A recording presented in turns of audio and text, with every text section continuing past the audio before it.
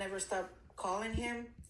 And so when my mama and my brother, my husband passed away, practically almost the same time, I had to move in into mom's house. So I found his phone number. To make a long story short, I called him and to see how he was doing.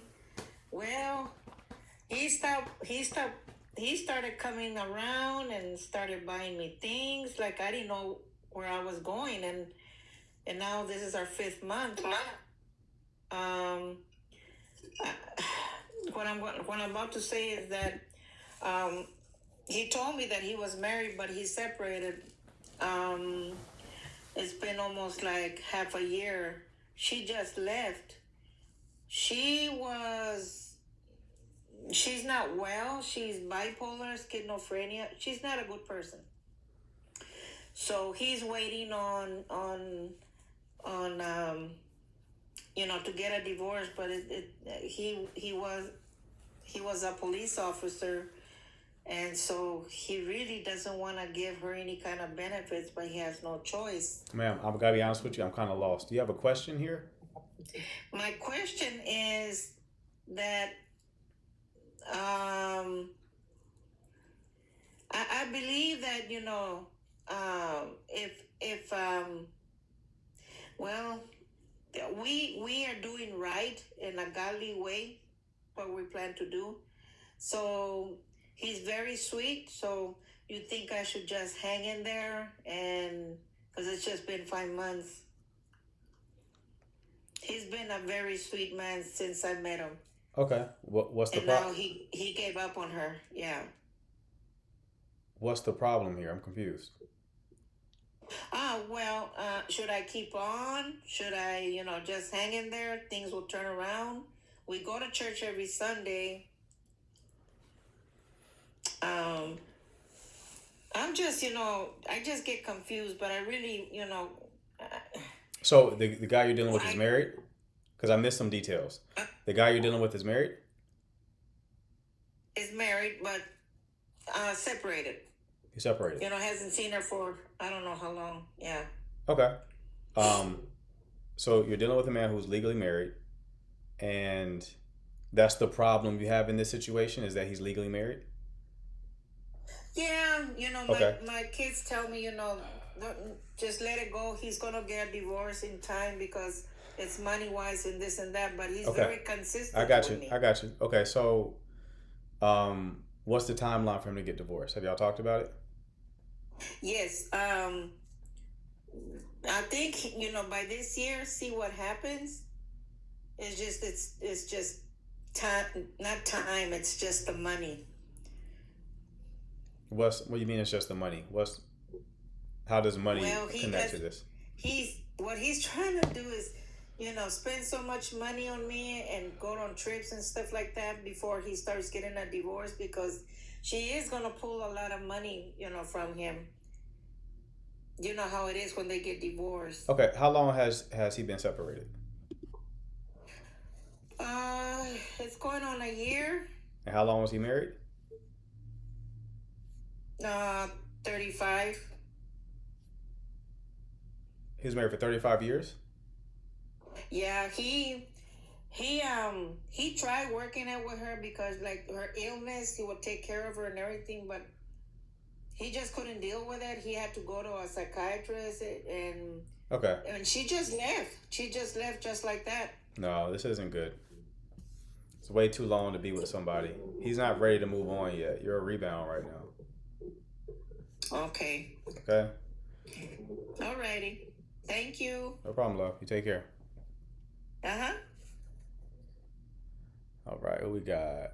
Carlton Webb. What's going on? Hey, good evening. This is Cassie. Thank Hey, you for Cassie. having me.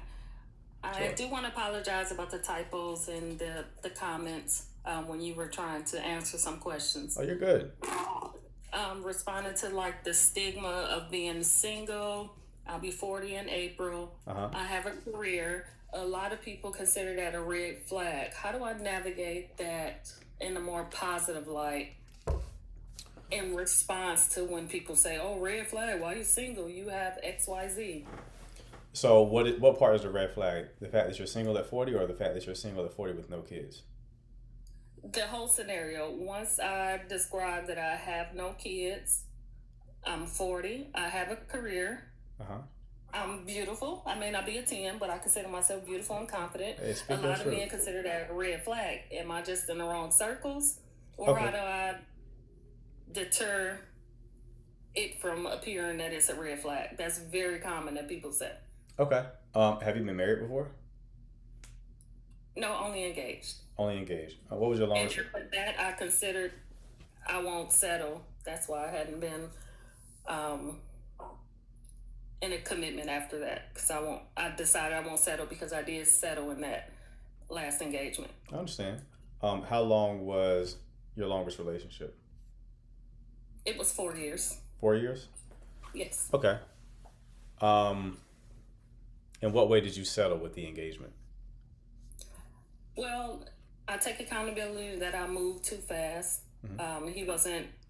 He was separated. He wasn't fully divorced. So I won't date anyone that's not like divorced. Talking separation nonsense. They have to be divorced. And also moved out of state. And at that time, I wasn't financially secure to have my own thing. So now I am financially secure. So I'm open to still moving out of state. Okay. But it's just, it seemed like everyone is like, oh, it's a red flag. For example, some women think that if they have the same qualities I have, they think men are gay. And then for women, they're like, oh, a red flag, you must be crazy. That's been I didn't catch that last part. Can you repeat that? sure thing, no problem. Some women consider men that's around the same age as I. Uh-huh. No kids, never been married, has Okay. a career. Some women believe that that's a red flag that they're gay. Okay, I I do got not you. myself. Okay. But in turn, some men believe that, oh, a woman must be crazy because they have those things. Okay. I got you. Did Sorry you? for the. No, you're fine. You're fine. Did you like? Do you want kids? I'm open to it Okay. because I'm getting older in age. It just depends on the partner that I date. If Okay. we decide if that's for us and if we're happy without, I'm okay with that. Got it. But you weren't like younger. You wasn't like I want a family. I want kids. That was like No, a I main wasn't driver. that girl that was like, Okay. oh, I have to have that. So I'm open. I just want a man that's open to the discussion. Gotcha. And when you say that this has happened a lot of people have said it's a red flag. Is this happening to you on dates, or are you just talking to people like platonically and they say that to you? Like, what's the context? Platonically, and they say it like, oh, that's a red flag. You must be crazy. And other women my age, they say the same thing. So I decide not to move forward if they feel that way. So maybe I'm just in the wrong circles. So you go on dates with men, and they find out like your career, that you're childless, and your age, and they say you're a red flag. I won't. While conversing, we'll go over those things. Okay. I And they won't continue and go on a date because I'm not like go on a date for dinner type of woman. I will only go on a date if I feel like there's some sort of interest to move forward. okay, but they say that they verbally say to you that it's a Yeah, red like flag. they say it as a joke, but it's not a joke. They truly mean that, and because I believe what people say, they mean it. Okay, that's what I thought was going on here. You're being too serious about it, right? It's a joke, but there's also like a kernel of truth to it. But they're not communicating to you like, oh, I'm not going to deal with you now. No, you're taking it that way, but that's not how they're meaning it. I knew when you were describing it, I'm like, nobody says that seriously in the contest. They must be saying it with like a joking undertone. Go ahead. So that's what my question was. How do I navigate through when people make that comment? Just move on. Like they're just joking. I'll say things are a red flag Like, jokingly. as in, my apologies, I just want a clarification. As in, move on past the joke or move on from them? Yeah, you could just not move on from them. Yeah, that's Even that's my talking point. to you right now, you're very serious. So it's like you gotta get you into your playful energy a little bit, right? So you probably struggle with flirtation a bit, even in this conversation. I'm picking up on that. you have to be a little bit more playful and not take things so seriously. Like if somebody's saying you have a red flag, you could be more lighthearted and call out something that may be a red flag with them jokingly, right? And then y'all move on in the conversation. But you're taking it as like, oh, that's rejection, what you just said. So I'm just going to cut this off because you're not going to be a serious contender. Well, I try, and some men don't perceive it well when you try and joke back, and then they're saying that you're being combative. Because you're probably coming across as serious. That's probably how you're... So I guess that would be my question as advice, and still how to navigate through the response and coming off as still kind of playful and not take it as like a permanent. That's going to be difficult. It's going to require some practice, love, to be honest with you. We can do that. It's going to require some practice. It's hard because you basically have to like model it. How's your social life in general? I could definitely get out more. I'm actually in Michigan, so right now it's not as great, but once the weather breaks, I definitely do get out, but not as much as I should. Okay. Like, you got a good friend group? It's very small. Okay. And I'm okay. I'm a woman that's okay with going out by myself. Like, I just bought tickets to Clarissa Shields, boxing match down at Little Nice. Caesars, and I go to a happy hour. Okay. I got What are you. we talking about? All right. Well, you got to go because you can't read the room.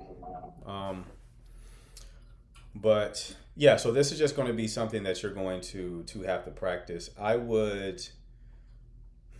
It might take some time because social skills are hard to learn if you don't have like a strong foundation. Not impossible, but if you don't have like a strong foundation, it can be a bit difficult to kind of get like unstifled and get into like that free flowy, like playful energy.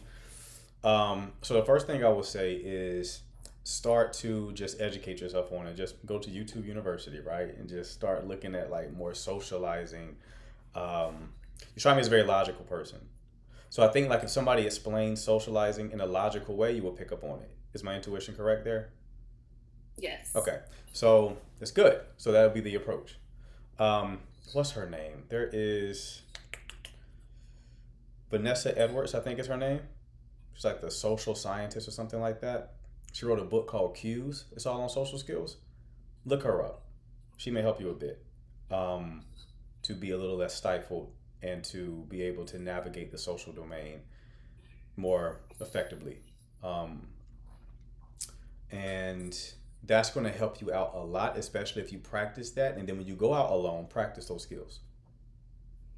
And I think I'm open to that. I'm not like set in my ways. Mm-hmm. I just needed that advice that it's okay to still kind of flirt and keep going, as you said, in the conversation. Absolutely. And see where it leads, and not just like have a short fuse and like cut them off as if that's a red flag. Yeah, 100%. So I definitely get what you're saying. Yeah. And I'm also new to your channel, and I just have one last question. Sometimes things pop up and say, hey, someone is interested in contacting me. Is that an actual thing? Like, how can I see or find those people? Like a little arrow will pop up like someone's interested in talking to you. Like in your DMs? No, it comes up like in the comments to my name. Oh, I'm not sure. To be honest, I don't have context there. Does anybody know Okay, what she's talking about? Hold on one If second. someone Hold on one reaches out in second. the inbox, I'll just go from there. Does anybody know what she's talking about in the chat? Who can clarify? Because I don't know what she's talking about. I'm trying to see if somebody has a shared experience because I don't know. Okay, people are saying scam. So yeah, I would ignore that. Thank you. I appreciate this. Can you repeat the name of? Vanessa Edwards is the person. Yeah, she'll be very helpful for you, give you like a logical breakdown and help you to start like navigating the world, social world with a bit more positive outcomes. All right. Yeah, thank you. I appreciate it. All right, love. Keep me posted. All right, you take care. Oh, yeah. Take care. You too. Bye. All right, what we got next? This is. Hello. How you doing? Hi, I'm Lily. Hey, Lily. What's going on? This is my first time, but I kind of got the gist of what this is about Sure. on your page. But I had a question, and I'm 26. I'm from Houston, but something's clearly wrong. I've never had an adult relationship ever. Mm. And every time I try to, I guess, be that fun girl or try something out, it doesn't go nowhere. Like recently, I was talking to a guy in Dallas. He's 29. He's in the NFL, which I know that's a red flag. And I thought everything was going great, and he just kind of ghosted me after we spent like the weekend together. Hmm. So I don't know. I really don't know what's going on. Okay. So what's your question here? My question is, what am I doing wrong? Like, why am I still single at the age of 26? Like, all my friends are together. The last relationship I was in, I was 17. Hmm. I'm about to be 30, like, in a blink of an eye, and I've never been in an adult relationship. So what am I doing wrong? Am I too aggressive?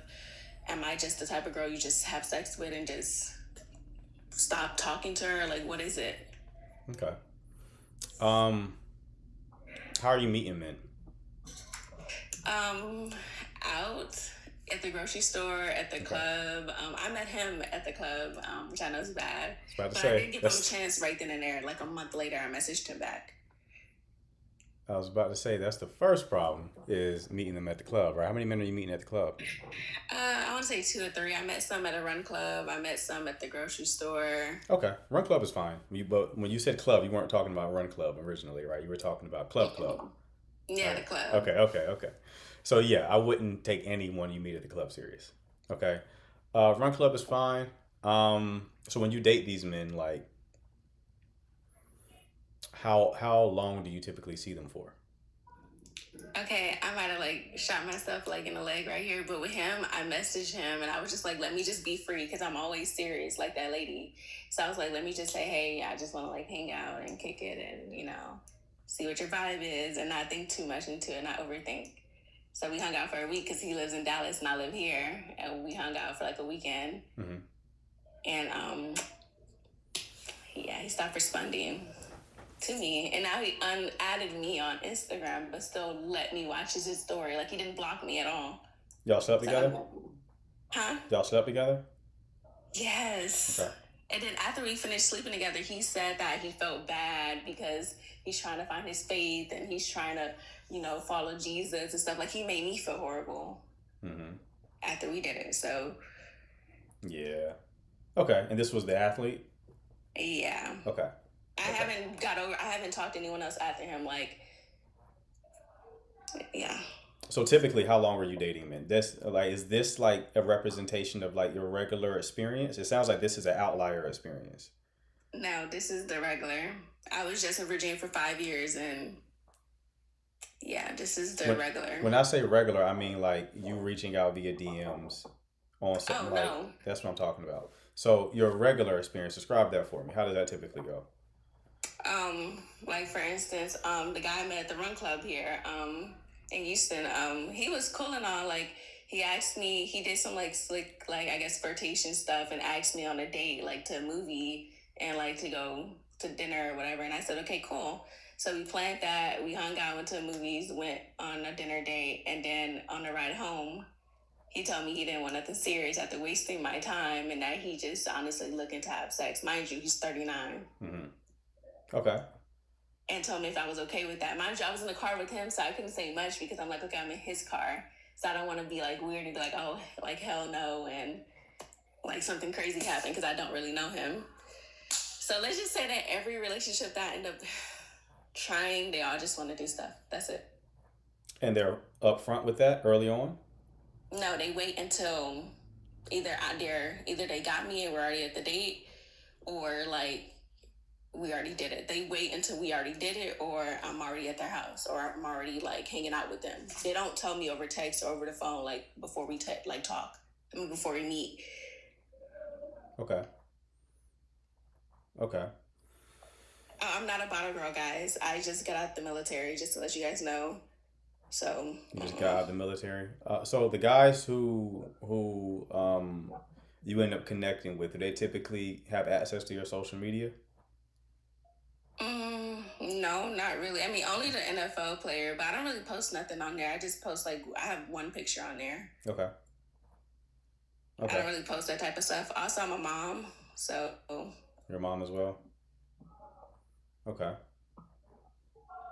So I really don't get out. And when I do get out, like, I kind of like don't like my time being wasted. Mm, are you Something's turning? Are missing. you typically turning guys down? With what, if you don't mind? Like just general, like guys who are like coming at you. Like, are you? I'm assuming guys are like shooting their shot at you from time to time. Are you like turning guys down, or is it, or the I only do guys? turn. Say it I again? turn a lot of guys down. I'm Okay. very, Okay. not trying to say bougie, but like Gotcha. I'm very picky. Yes, you're selecting for this. So you're probably, if I were to guess, the aesthetic you're going for is probably like a fuckboy aesthetic. Yep, been Yeah. told that. Boom. So you're choosing this. So It's a you're focus. choosing the type of men who have a lot of options and who are only going to fuck you. And they're wearing that costume. Right? So you can tell like that's what their intentions are going to be. But they Right? sound so good when they talk. Like they just sound like Don't they matter. care. They got the Chipotle bag tats. You know what I mean? Yes. I know exactly what you're talking about. We got there. I knew we were gonna figure it out. That's what you're just choosing it. You gotta stop You're choosing not the that. first person who said that though. Like how could you tell? I just pattern recognition. I knew there had to be an answer, and once I asked you if you were turning guys down, that let me know that you said a lot. I'm like, okay, you're selecting for a particular avatar, a particular archetype, and the archetype you're choosing for is fuckboys. Um, so yeah, that's what's going on here. So you just have like you have to stop choosing that type of man to deal with. But what if I don't want to mess with someone that's ugly? Like I cannot get turned on by someone with an ugly face. Like It don't have to be ugly, but it's like you know what I mean by fuckboy, right? Like there's that's a particular type of attractive. It's not just like, oh, this guy is handsome. It's like he exudes a lot of sex appeal, yo, right? yeah. So that's intentional. So he's getting a lot of attention. So if he's single, it's more than likely because he don't want to be locked down. All spark, like Express just said. Oh, spark. So what can I do to change this? What should I do? I mean, You got to start I don't know. selecting different guys, right? You got to change your type up a little bit. You got to understand, like you're the equivalent of like a guy who's like trying to date like IG models and is like surprised that they want money. You know, it's like, well, that's kind of what you're selecting for. So you have to choose differently. That's really all this is. You have to choose. You have to measure other variables other than just like sexual attraction. You're only considering sexual attraction when you're choosing people. Therefore, you're choosing people who only want to sleep with you. You're not Mm, weighing any other factor. You're not thinking about their character. You're not thinking about anything. You're not thinking about their future. You're not thinking about how if they got a good head on their shoulders. You're like, you look good, and I'm tingling down there. So let's go ahead and connect, right? So you gotta stop doing that. okay. All right. That sounds good. Your chat is really eating me up, Loki. They kind of Don't focus on making them. Don't me. focus on them. That's the worst mistake you can make is focus on the chat. Just you're learning, right? You're 26. You're still young. It may not feel like it, but you're still young. Everybody makes mistakes, right? Um, but now this conversation could completely change your trajectory, and it's not too late. I know you said 30 is around the corner, but not really. You're 4 years from 30. Yeah, I just turned 26. But You know what I okay. mean? So what about the guys who, say, for instance, wear masks? Because I know a lot of people in the comments are saying like the NFL player, like he didn't come off like that. Like the stuff we talked was deep. We talked about God. We talked about hobbies. We like talked about painting and vinyl. Like we had a lot of stuff in I common. So got he you. wasn't. I understand, but it's an NFL player though. Like pro athletes have the worst reputation. You might as well date a rapper.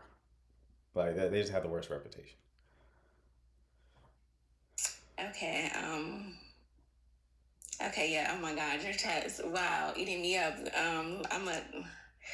All right. That's all the advice because they really about to make me go off, and I don't got time for that. Well, you keep me posted on how things go, all right? Hopefully I this will. was helpful for you. You take care. You too. Chat, let's give grace now. Let's give grace, chat. We all been in some goofy situations.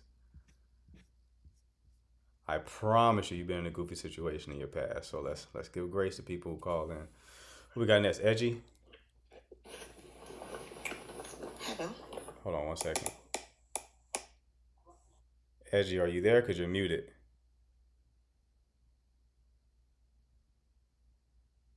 Edgy, going once. Going twice. Okay, Edgy's going. All right. Okay, Tons. Hi, good night. Hey, how you doing? Alright, so what I would like to know is how I can get over trauma bonding if I still live with a person. So you can't. You can't. You got to get out of. You got to get out of the house. Yeah. Yeah. One of them, please. So, the thing is, I've been dating someone for like, let's say 6 years, and I think that I would have been too forgiving, and that forgiveness has been abused. And no matter how much I speak on how I feel, it seems to just go over the top of the head, or they listen for a period of time and it's solved for a period of time, and then it's like back to old habits. So I'm stuck between, is it better to move on or still remain hopeful? And it's kind of like draining me because we have those times when we meet someone and we believe that, oh,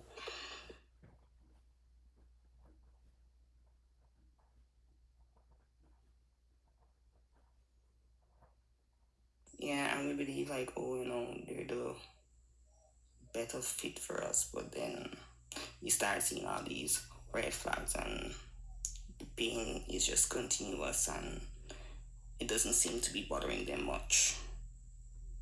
Okay. So what is the problem in the relationship? Like, what behavior were you trying to change?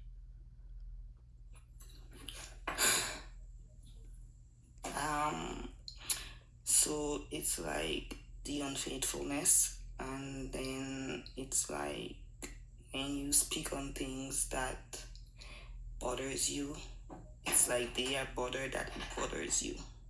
So you're being like he's cheating on you, Yeah, and he keeps doing it. yeah. Yeah, you gotta leave. That's not something you can work on.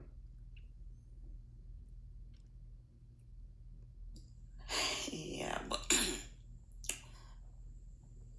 um I tried like just being up and like, oh, I don't think this can work for me, and every time it's like I'm in a loop because I keep accepting apologies, and I think that I just want to, it's like I'm trying to find a way not to anymore, but for some reason I can't.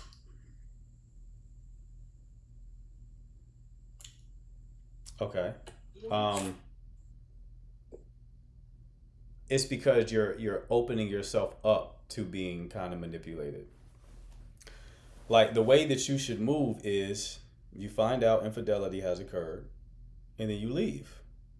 That's not what you're doing. You're finding out infidelity has occurred and then you're talking to him about it. Because part of you wants him to convince you to stay. That's why you're giving him the opportunity to even convince you to stay, right? So you gotta just leave. So just so that they can know, no, I'm not financially dependent on him.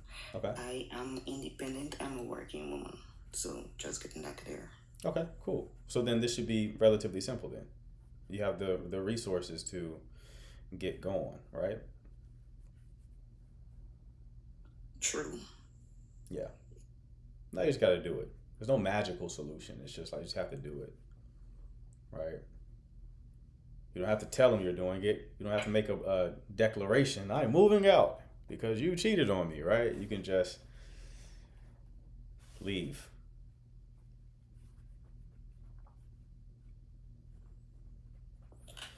Thanks. No problem, love. Best of luck to you.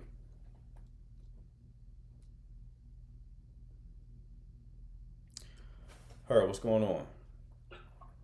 Hi. Hi.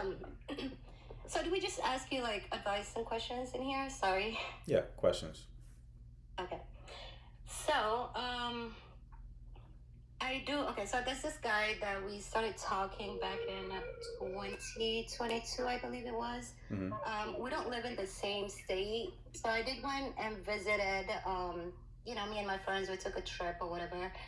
And it was at his state. So I hit him up or whatever. And we ended up seeing each other for the first time.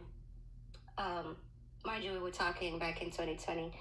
An incident happened. We were not together, and he went through my phone while I was sleeping, and he saw a text message from a dude, well, a DM from a guy, telling me to come over or whatnot. I did not respond. I did not open the message. Obviously, I was sleeping. We kind of had a communication about, us not being together. That cut locking is crazy. We did have a communication that we were not together. That was put out there. So obviously there was no relationship. It was more of just getting to know each other or whatnot. So that happened. It was 2024, I believe. Me and this guy, we did not speak the whole 2025. He ended up texting me on my birthday, wishing me happy birthday. I tried to fix everything before, I left his state. I tried to talk to him or whatnot, try to fix everything, but he did not, he didn't want to fix anything. He basically was just like, long distance relationship is just something that I won't be able to do. But that was not something that he communicated with me to begin with. Make sense? So he texted me on my birthday, talking about, it's 1 a.m. here in my state. I just wanted to wish you a happy birthday, blah, blah, blah. And I texted him back saying, thank you. Hope you have a good birthday too, because our birthdays are both on the same month. So I did ask him in the text message, I said, what made you want to text me? This guy's response is, you have a birthday every year. So basically what he was saying is, I don't think we should be together because of the long distance relationship. But at the same time, I want to continue texting you every year for your birthday. How does that make sense?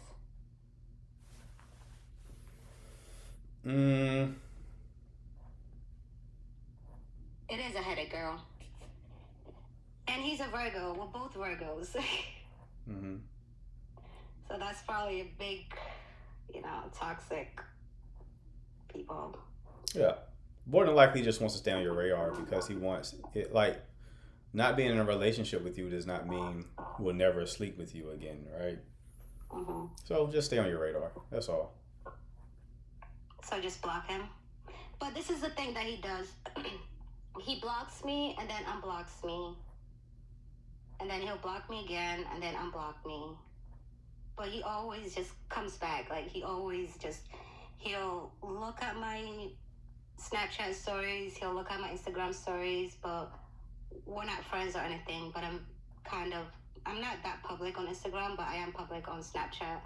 So he does view my stuff on Snapchat. Okay.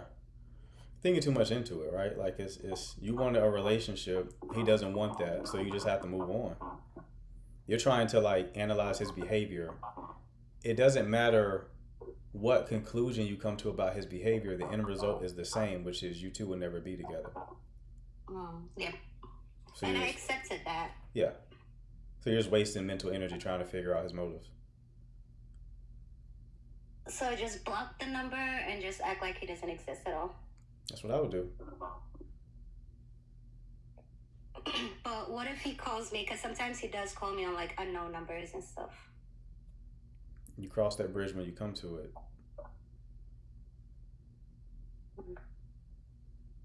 Gotcha. Alrighty. Well, thank you. I appreciate you. No problem. You take care.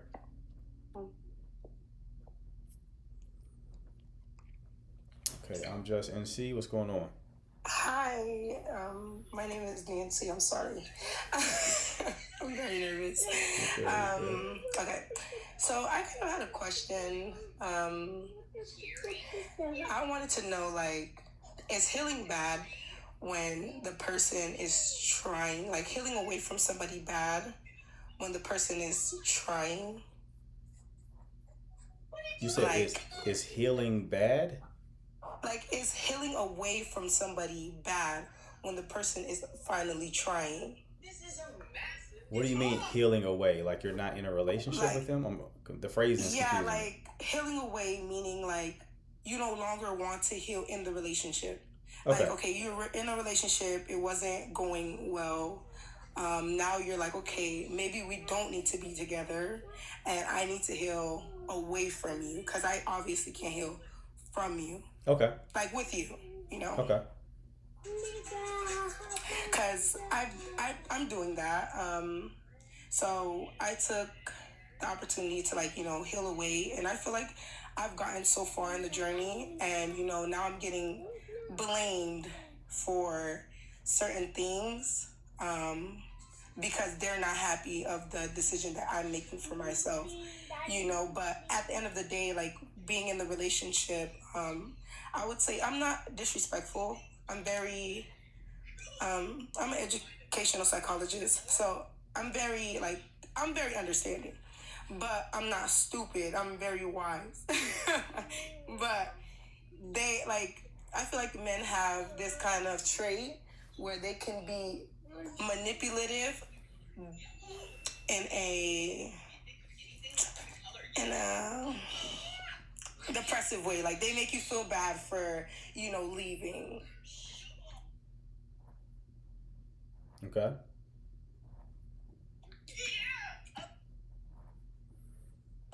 I'm sorry, my AirPod fell out. You're good. But yeah, like, I just wanted to know if healing away, like, when the relationship gets to that point, is healing away okay? And like, what if you heal away and you don't come back?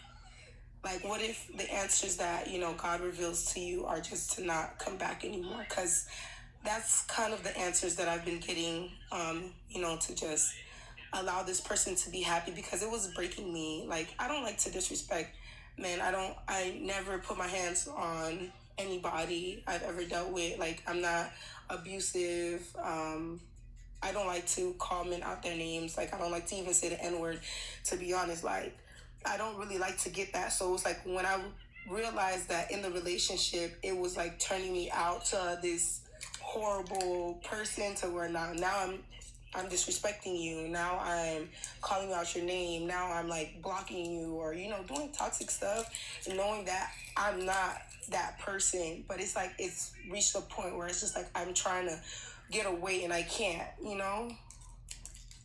Okay.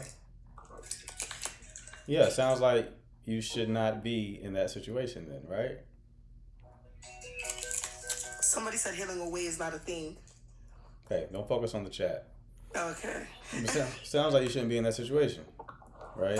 So, yeah, you should stay away. Okay. Yeah, Thank you. no problem, Thank boss. you. All right, you take care. You too.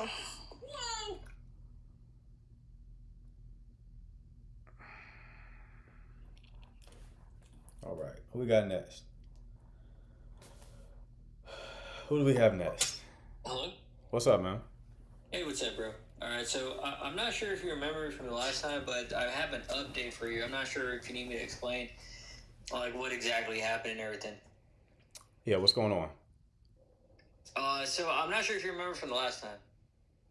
I know you talked to a lot of people, but to make a long story short, what ended up happening was I recently met the love of my life. All right, let's get some more callers. What did you say, Kiana? Let's get him blocked, too, mods. Does this make you lose your faith in humanity? No.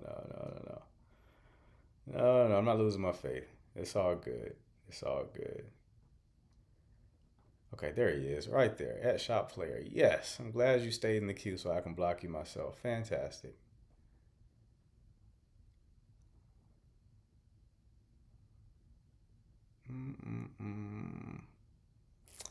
Okay, who we got next? He's called in a few times with the same goofy ass story. I met the love of my life. And he's like he like rhymes when he talks and shit. It's a troll. Who we got? Just Lisa, what's going on? Hey, how you doing? This is my first time in this live. So how does it work? Do I just ask you a question? Mm-hmm. Okay. So I am currently dating a guy. We've been in a relationship for 5 months. Mm-hmm.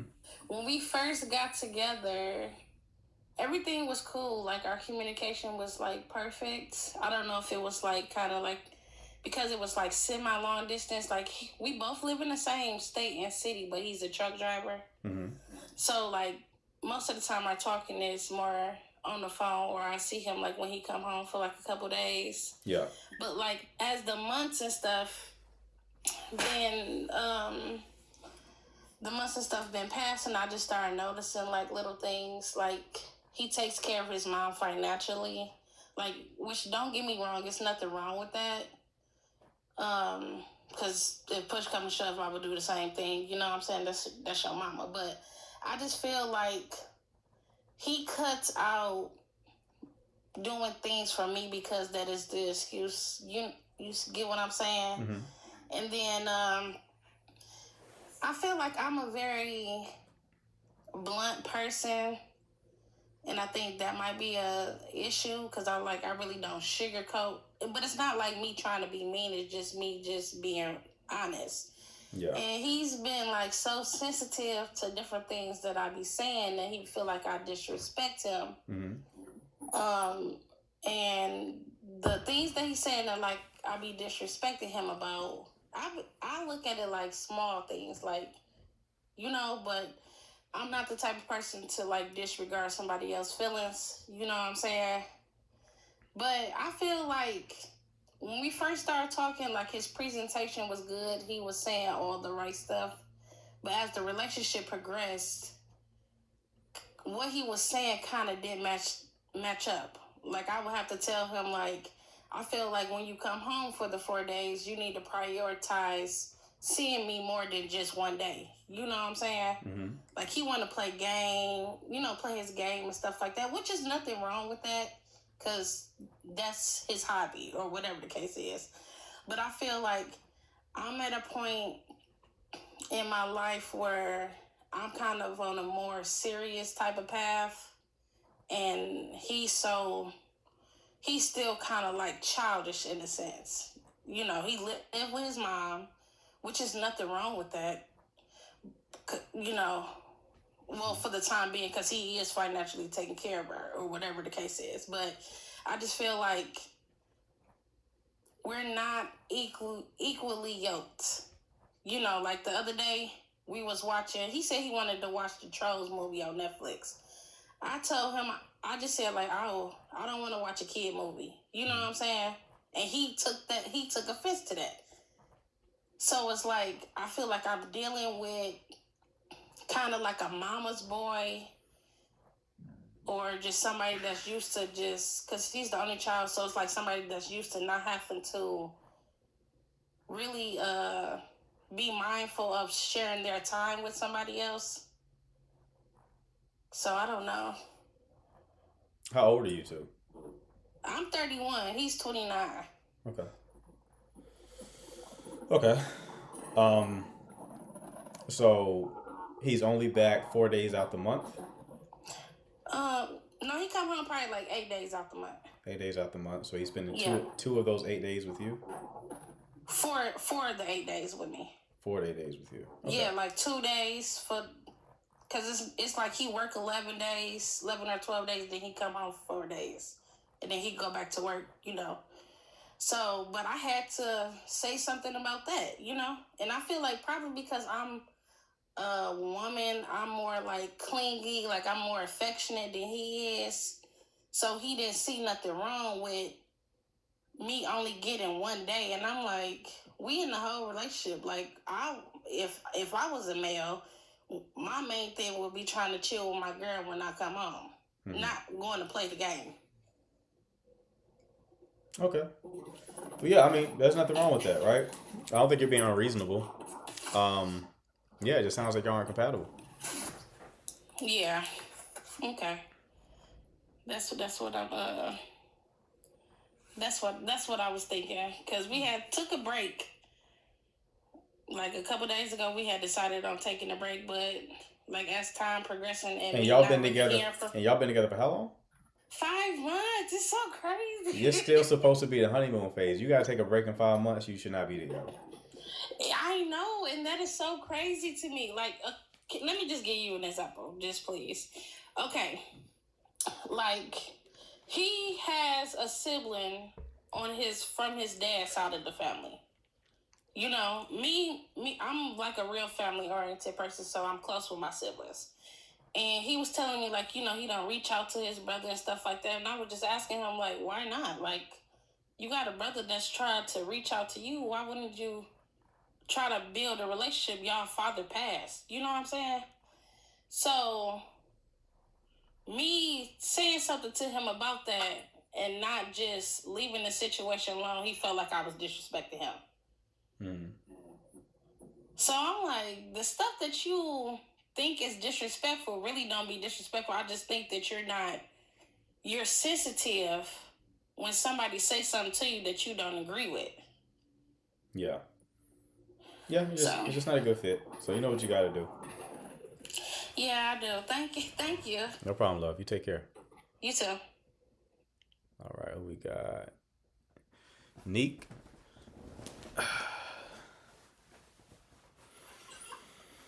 Hey, how you doing? Great. How are you? I'm good.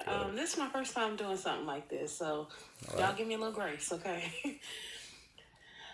So I am a single mom. I've been single for like an actual relationship, like 10 years.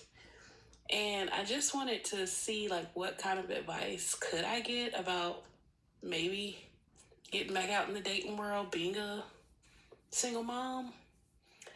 But however, for me, it feels like I keep meeting the same type of men. What type is that? They play, they want to have sex, they act like they into you. Okay. Where are you meeting them?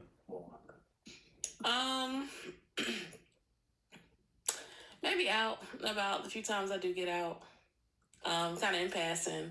Like if I'm at work, the type of work I do deliveries.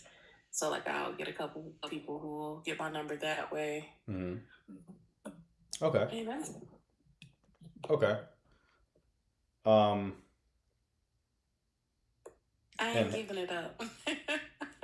and how many times has this happened? How many times have you like tried to date somebody and you found out that it's just same old, same old? A lot. Give me a number if you can. At least 5-6 times. On what timeline? Like within like the last year? Within in the last year, I'll say like 2-3. Okay. Okay. So the question is, how can you start to meet people who aren't like that? The first thing is like what you are experiencing is not out of the norm.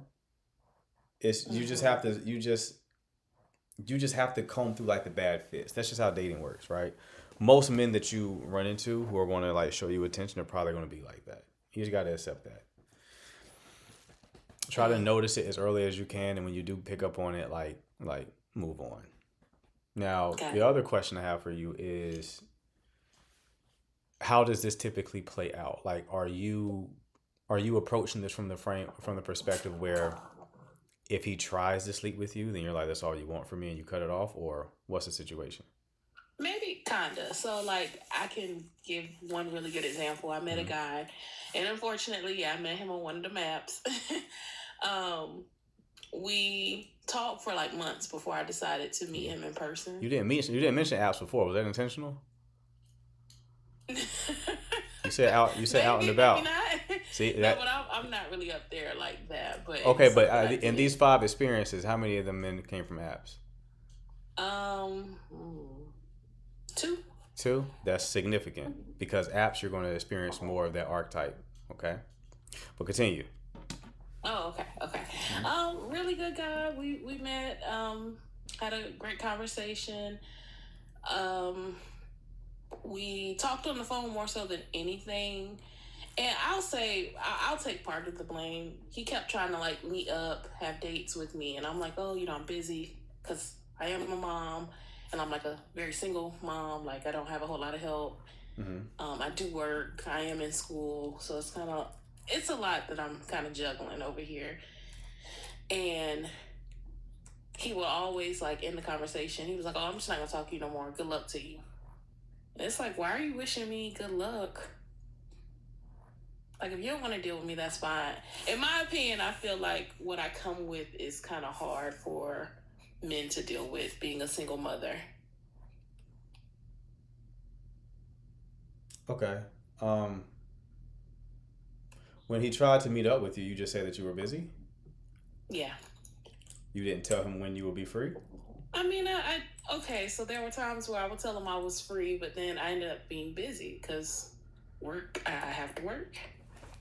So you work, like your schedule changed, or what made it so? Why did you think you would be free and then you weren't free? So like we'll say, okay, let's schedule something for Friday. Okay. And then Friday will come and it'll be like, oh, I'm gonna go ahead and go to work. It's one of those things. And again, I'll take part of the blame for that. Okay. And I'll tell him like, hey, something came up. I'm busy. I can't do it anymore. And then earlier this month, this is still January. Earlier this month, I had the flu, and I guess he wanted to talk to me, and I was like, well, I have the flu. I don't really want to talk. I'm sick. And he's like, oh, you think somebody playing games? You're playing games. You're full of game. And it's like, no, but I am sick. Okay. Why are you bringing up this specific situation? What happened? I like that guy, but Okay.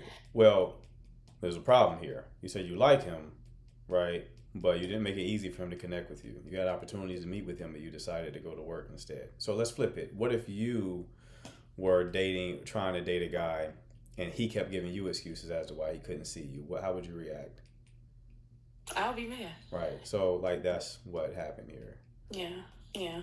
I get it. Yeah, maybe I'm the problem, and maybe that's the thing. Maybe I am the problem, and maybe I do need some more work. Like I need to do the work. Mm-hmm. But that didn't connect to your original issue. Your original issue was you saying that guys you kept running into the same type of guy. I do. Okay. So I do, and maybe I put that off on him too. But how did this example connect to that situation? I just brought it up. It's just in the last year, that's one of the guys that I was. Okay. I need you to bring up examples that connect to the actual problem so I can help solve it. So give me an example that connects to the actual problem that you're having. Me being single and me trying to get back out there? No, you said you were running into the same type of guy over and over again. That's the specific problem. I am. I'm not questioning that. It feels like it. I'm clarifying. Well, right? That one, we're not going to say he didn't want to have sex just because I ain't telling that part of the story. We're not going to say that he didn't want to do that. Okay. Let me be clear. We have to get actual examples and all the details for me to help you. So you already started this by not being honest and not telling me your own apps. Now you're skipping the sexual part, and I'm trying to help you solve that specific problem. So you're skipping the details that help me solve the problem for you, right? So I need relevant examples that actually connect to the problem that you're having. And the problem that you said you're having is the men that you are running into just want to sleep with you. So I got a magnifying glass over that specific problem. So I only need details that connect to that specific thing. Does that make sense? Mm-hmm. Okay. It does. I'll message you. I'll DM you. I don't answer DMs. Oh, so you don't answer DMs. You would have to answer it here or just try to figure it out yourself.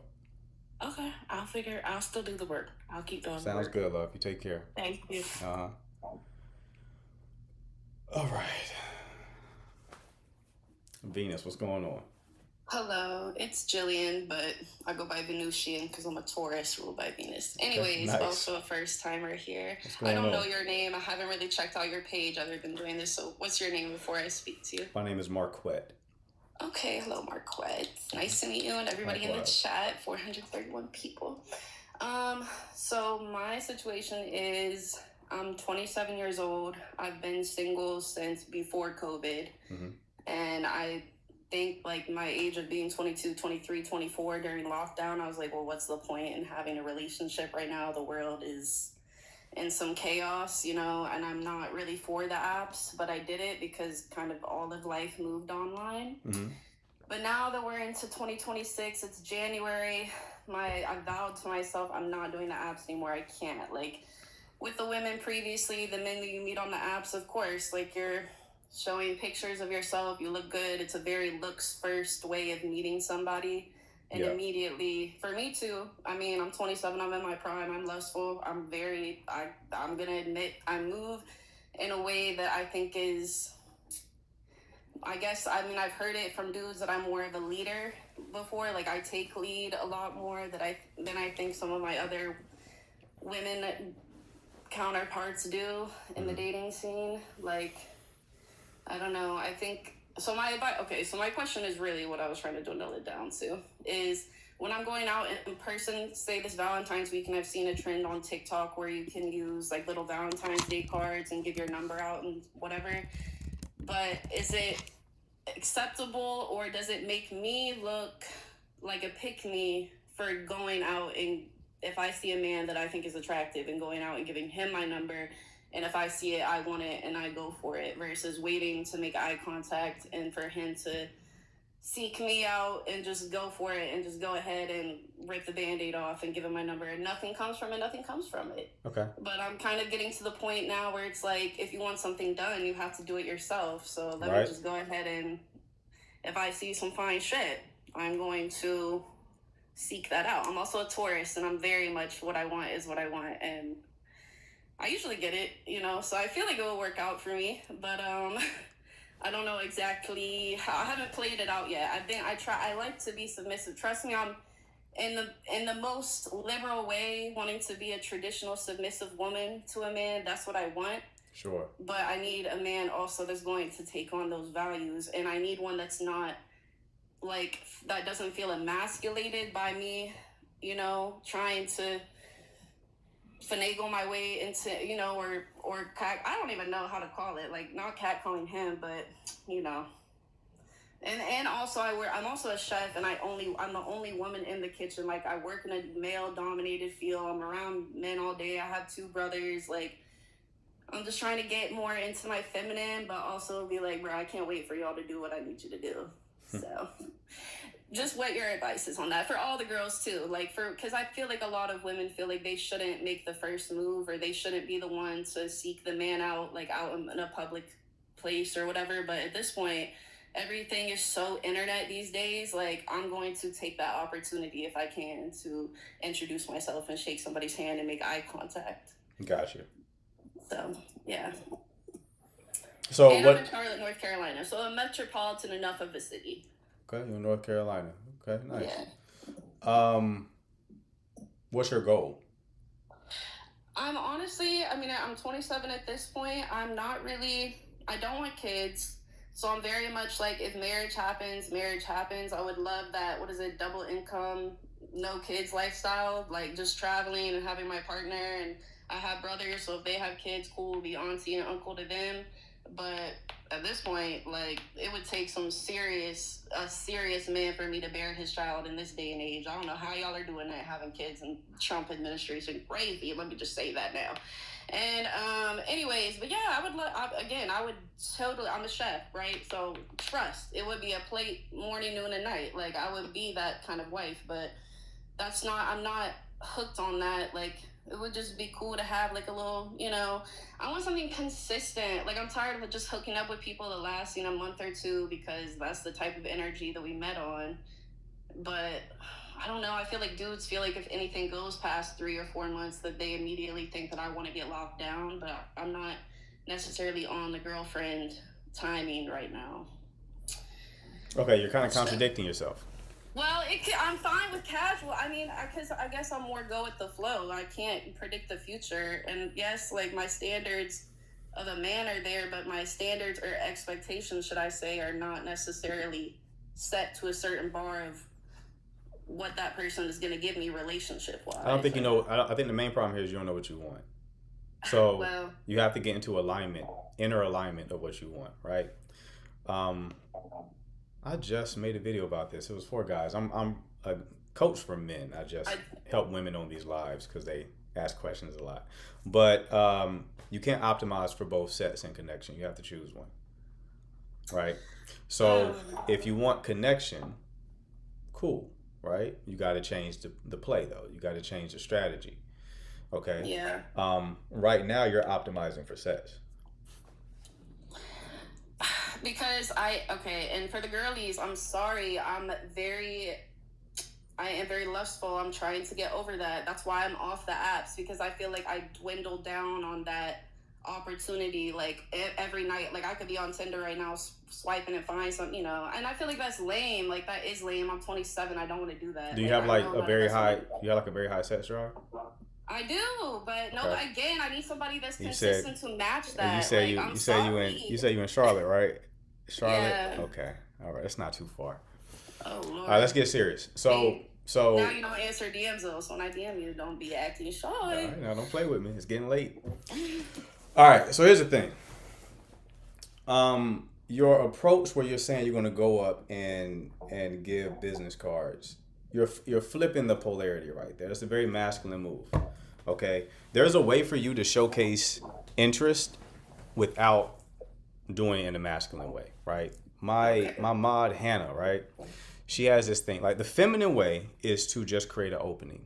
If you go back to like the 1950s, the white women would like drop the handkerchief, right? On purpose. The guy would pick it up, give it back to him. What she did is create an opening so that the man can like take it and run with it, right? So you're doing the same thing when you make eye contact. You're doing the same thing when you smile, right? You're not like forcefully going up to a man being like, you're handsome, like give me your number, like taking his panties off metaphorically, right? You are just creating an opening. When you're doing the business card thing, you're not creating an opening. You are taking an opening, right? So you're you're penetrating him when you do that, right? Well. So it's like that's gonna flip the polarity. And if he doesn't, he's not gonna like it if he's a masculine man. That's the first thing. And if he does, it's definitely going to be a short-term interaction, right? So the better approach, especially if you are optimizing for connection, right, is for you to embrace the feminine role. So easy way to do that, other than just making eye contact, it could be just starting conversation about anything, right? Indirect is the feminine way to do it. Being more indirect. What you were describing is direct, masculine. Indirect is feminine, right? So you want to be indirect with it. Just create the opening. So that could be paying a compliment. That can be what Hannah likes to do if she asks for help, right? And that's a real good one because that puts you in the feminine and it puts the man in the masculine, right? That a girl making a man in the first interaction to be of service to her or to help her, like boost his serotonin and makes him feel just immediately more masculine. You put an opportunity for him to fix something and y'all love 100%. that up. So she'll do that like at a grocery store. Like she'll have him like get something off the top shelf, and just to seal the deal, she'll also like make physical contact. Like when she asks for his help, she'll like pat his arm, right, just to touch him. That makes it very clear that like men know when you touch them, that's like there's a degree of comfort there, right? So that's a great way to remain in the feminine, right? Having plausible deniability, right? You're not directly trying to get something. You're just creating an opening. And then if he's interested in you, he will take it, right? So that's the better approach that I would take from that situation. I think in person is a better situation for you because if you do have a very high sex drive, and dating apps it's just going to bring out the worst in you. You're definitely going to just it's a black hole at that point. Yeah, There's ride the carousel. Good. It was cute. It barely cute at 21, 22, 23. Trust. Now I'm turning 28 in 3 months. Like, again, he doesn't need to be my husband, but I'm looking at I have a younger brother that's 25 and he's in a 2-year relationship. I'm like, how are y'all being so serious at 22, 23, 24, 25, loving on each other and wanting to get married? But here I'm at 28 and again, because of how you're like probably of how I was approaching things. And I did have me a little Taurus man. Again, I don't know. What's your zodiac sign, actually, for the chat? I'm a Cancer. Yours.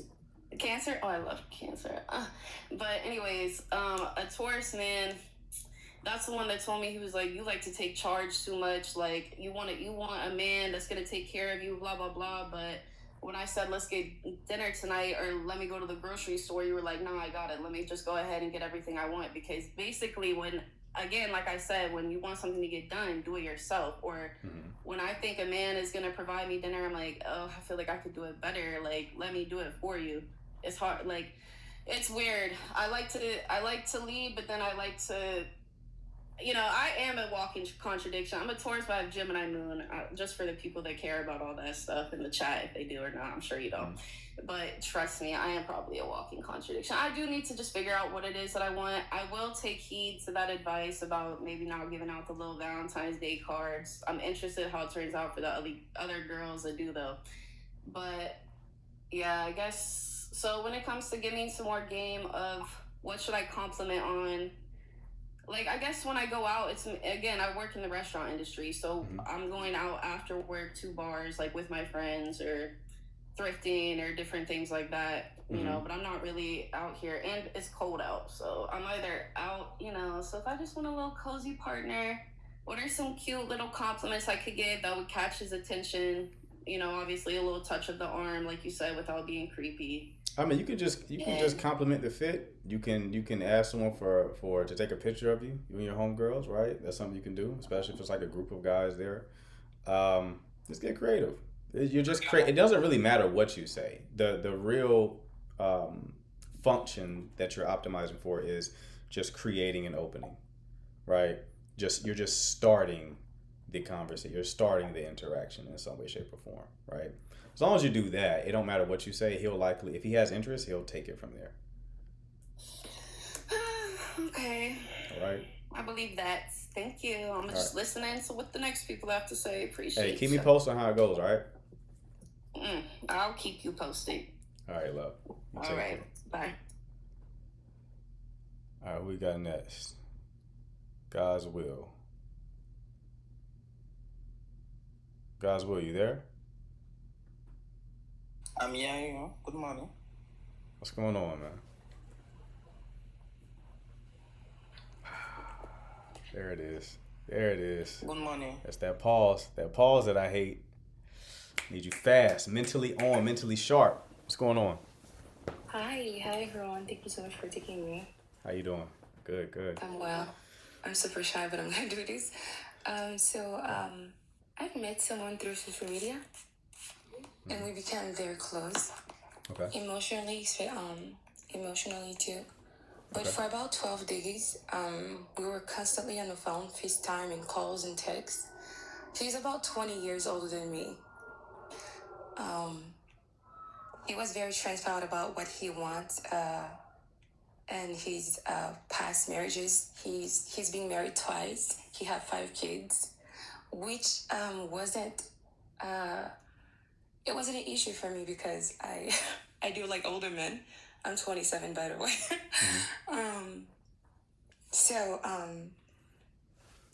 We became very, very close to each other. But one thing was, he repeatedly told me that his mother and his sister were not open with having, new people, like meeting new people. And then that kind of like threw me off a little. So I kind of like felt, I don't know, like I was walking on an eggshell. So I backed off.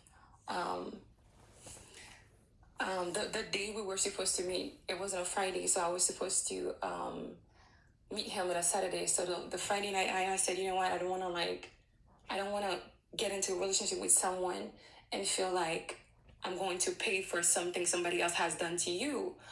So he said, no, you don't have to worry about stuff like that. But I still felt like my intuitions were kicking and screaming. I got off the phone with him, and then I took some time, and then I called him back and I said, you know what, I want to give us a shot because I felt very close to you and I was getting very fonded of him and how mature he's being, because this was the first time I someone as mature as him, honestly, and transparent too.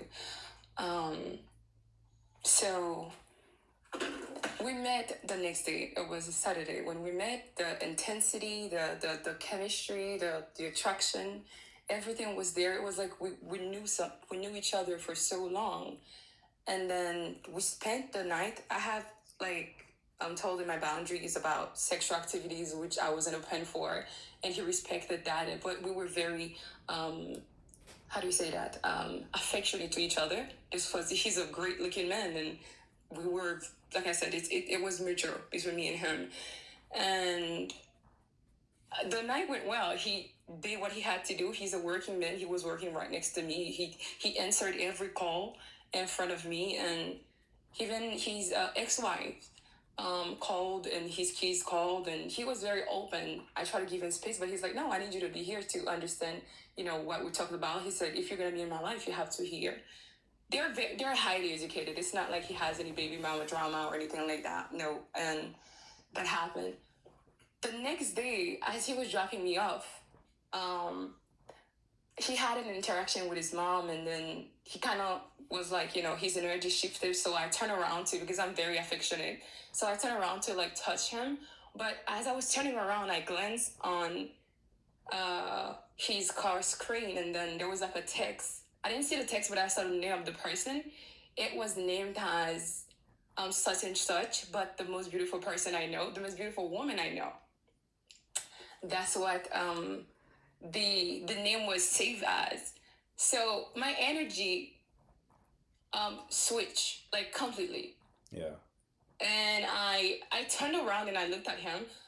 One of my love languages is physical touch, and his too. So I was about to touch him, so I removed my hand quickly. And then so he noticed that. He said, is everything wrong with you? So I said, yeah. The reason why I said yes to him is because he drove 6 hours to come see me. I didn't want to bring that up to him, as we were on the car and we were having a great time. And I said, I'm going to let him get home and rest. He's an old man. So I said, I need him to get home. I'm just so kind. I'm like, I need him to get home and relax. And so we can talk. So he said, so in my head, I'm like, okay. So I said, okay, let it get home. But he did felt my energy. He felt my energy, and he was like, are you sure? He kept asking, are you sure? So I said, since you asked for transparency from the start, I said, well, as I was turning around, I explained to him what happened. I'm like, as I was turning around to give you a hug or give you a kiss, whatever, and I saw a name popped up, but I didn't see the message. So he said, did you see the message? I'm like, no, I didn't see what was said. I just saw the name, the name of the person, the contact name. This is what it was said. Then he was on a call with his business partner. Then he said, I'm going to call you back. The day that he left, this is someone, I'm telling you, who's always on the phone with me. After I said that to him, he said, well, I'm going to be busy. He did tell me he was going to be occupied that day. He didn't call back the same day. Honestly, I don't know if it's because I'm young. I don't know. I was like, well, what's going on? He did had a lot to do that day. So I said to him, I messaged him and I didn't get any response. I'm like, okay, let me give him a call. He did not answer as well. The next day, this is someone who would wake me up, FaceTime me early in the morning around 6 in the morning. He didn't do it. So I gave him a call. Then he said, hey, I'm at work. I'm going to give you a call.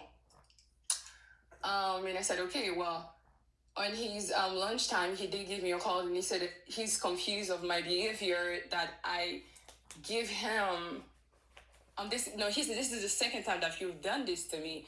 And what he's referring to is because, on the Friday night before he came to see me, I told you how I pulled back because I felt like, a grown man telling me how his mother and his sister is not ready to meet whoever is going to be in his life. I'm like, I'm young, and I wouldn't even, bring that up to someone who I want to date. Like, don't bring that up to me. So I was like, okay. Then he's like, well, it's giving like you were, a little bit shaky. And he says, whenever things like that happens to you, you back up and you take your love right back to me. It's like, I was confused. Whatever he was telling me, it was confused. And he even said, well, you remind me of my ex. He said, "You remind me of my ex. You do stuff like that to me, and it just took me back to, whatever happens between me and my ex. She used to do that to me so much. Like, if something happened, she would just take back whatever she would give to me." Well, I said, you know what, just, okay, whatever. He stopped. Since that day, I have never heard from him again. For like actually a week, not again, but a week. I have not heard from him for a week. And then he messaged me and he said, hi, out of the blue. And I said hi back to him. Like I said, this is someone that I decided to date after like 3 years. So I guess I'm like kind of new into like the whole dating thing again, because I got married very young, and to like one guy. It was just one relationship. So it's like, I don't really know much out there. So yeah, that's about it. He's gone. Funny thing is, he used to follow me on social media because this is where I met him. He unfollowed me on social media, but he still kept my number. The reason why I know that is because I see, him posting from here and there. So I decided to, one day, one of my friends sent me a link about someone being on, on a dating live. So when I went there, who was it? It was him. Him being there as one of the, participant looking for someone. Hilarious. To... I'm sorry, I'm laughing. It's because I'm very nervous, and it's painful. It's kind of like hurtful to me. Okay, so how long were y'all together? Him? Yeah, how long were y'all together? We weren't together. We were dating. Y'all were dating? 15 days. For how long? We weren't together. 15 days.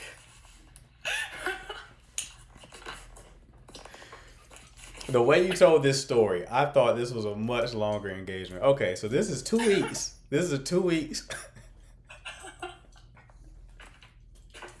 All right. Well, Please, I apologize. I did say I don't know much about things out there. yeah, you weren't lying. I got married at 18. You were not lying about that. Not knowing much about what's going on out here. All right.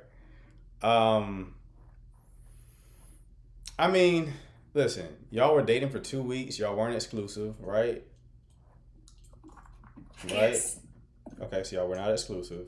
So even if he was like texting or calling somebody else, like he didn't do anything wrong. He just misplayed this situation egregiously, like, because he didn't do anything wrong. But the way he responded to your behavior was obviously an admission of guilt. And then he tried to flip it back on you like you were the problem, right? Instead of just clearly communicating that you and him were not in a relationship yet, right? So, I mean, clearly this is just something you don't need to deal with anymore, right? It's not really a complicated situation. No, you know what? No, I don't want to deal with it anymore. But I was, like I said, What made you get with someone 2 decades older than you, though? Tell me about that. Can you ask the question again? I'm sorry. What made you get with someone? You say he's 20 years older than you? Yes, this man don't look anywhere for like 35. Like he doesn't look. I had to. He's like I said. He's into sports, so he's great looking. That's one. And like I said, he's I just like him. I don't know. Okay. Where are you located? In Florida. Florida. Okay. All right. Somebody said I like his money. I like his money too. Yes. I'm a very great looking woman. He's amazing looking. So yeah. But it wasn't about his money. It's about him. Okay. The way he made me feel. Yes. Your ex-husband, how old is he? 30. Okay. Like right now he's 30. Okay. So this isn't like a pattern. And you met the current dude off social media, like TikTok? Right. Gotcha. Yeah. I mean, that's just a situation, love. It's he probably has a gaggle of women just like you, right? Probably sourcing them through TikTok and has a number of them on the roster right now. And you found one of them, called him. So that's just the situation here. So if you're not okay with that, then you just got to keep it moving. Yeah, no, I'm not okay with it. I haven't talked to him. It just, like I said, I'm probably naive because I wanted something serious with someone, and this is the reason why I was open up to being with someone who's much older than me, because I don't know if because You of think my you think age is maturity, huh? excuse me. You think age equals maturity? That's No, what you not were assuming? really. It's just I like how wisdom comes with a man who's much older. You know, some of them, the ones that are the ones that has it, it just does something to me. I don't know. Okay. Yeah. So Well, thank you so much. no problem, love. Just leave this one alone. All right. I'm trying. Okay, thank you. All right. You take care. Bye bye. Bye. I was trying to see what that profile picture was hitting on. I hate when y'all come up here with like the voices and you're clearly attractive. I can hear it. I can hear it in your throat. Clearly attractive in the profile picture. I don't know if that's like the spam page or what. Anyway, who we got next? Liesel? Liesel, yeah. How you doing? Good morning. I'm fine, thank you. So I'm married for more than 10 years. We are married, me and my husband. We have 3 beautiful kids, 19 years old and 16. As twins are 16. So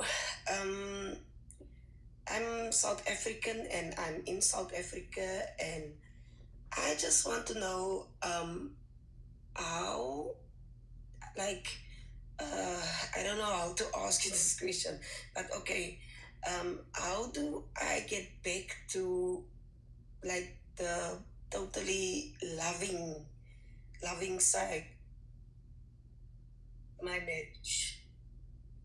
How do I get back to the loving, like my husband is a bit jealous of the fact that I have this spontaneous relationship with the kids because they are about to finish school and go out of the house. So I'm like feeling like I'm very attached to my kids, but I also love my husband very much.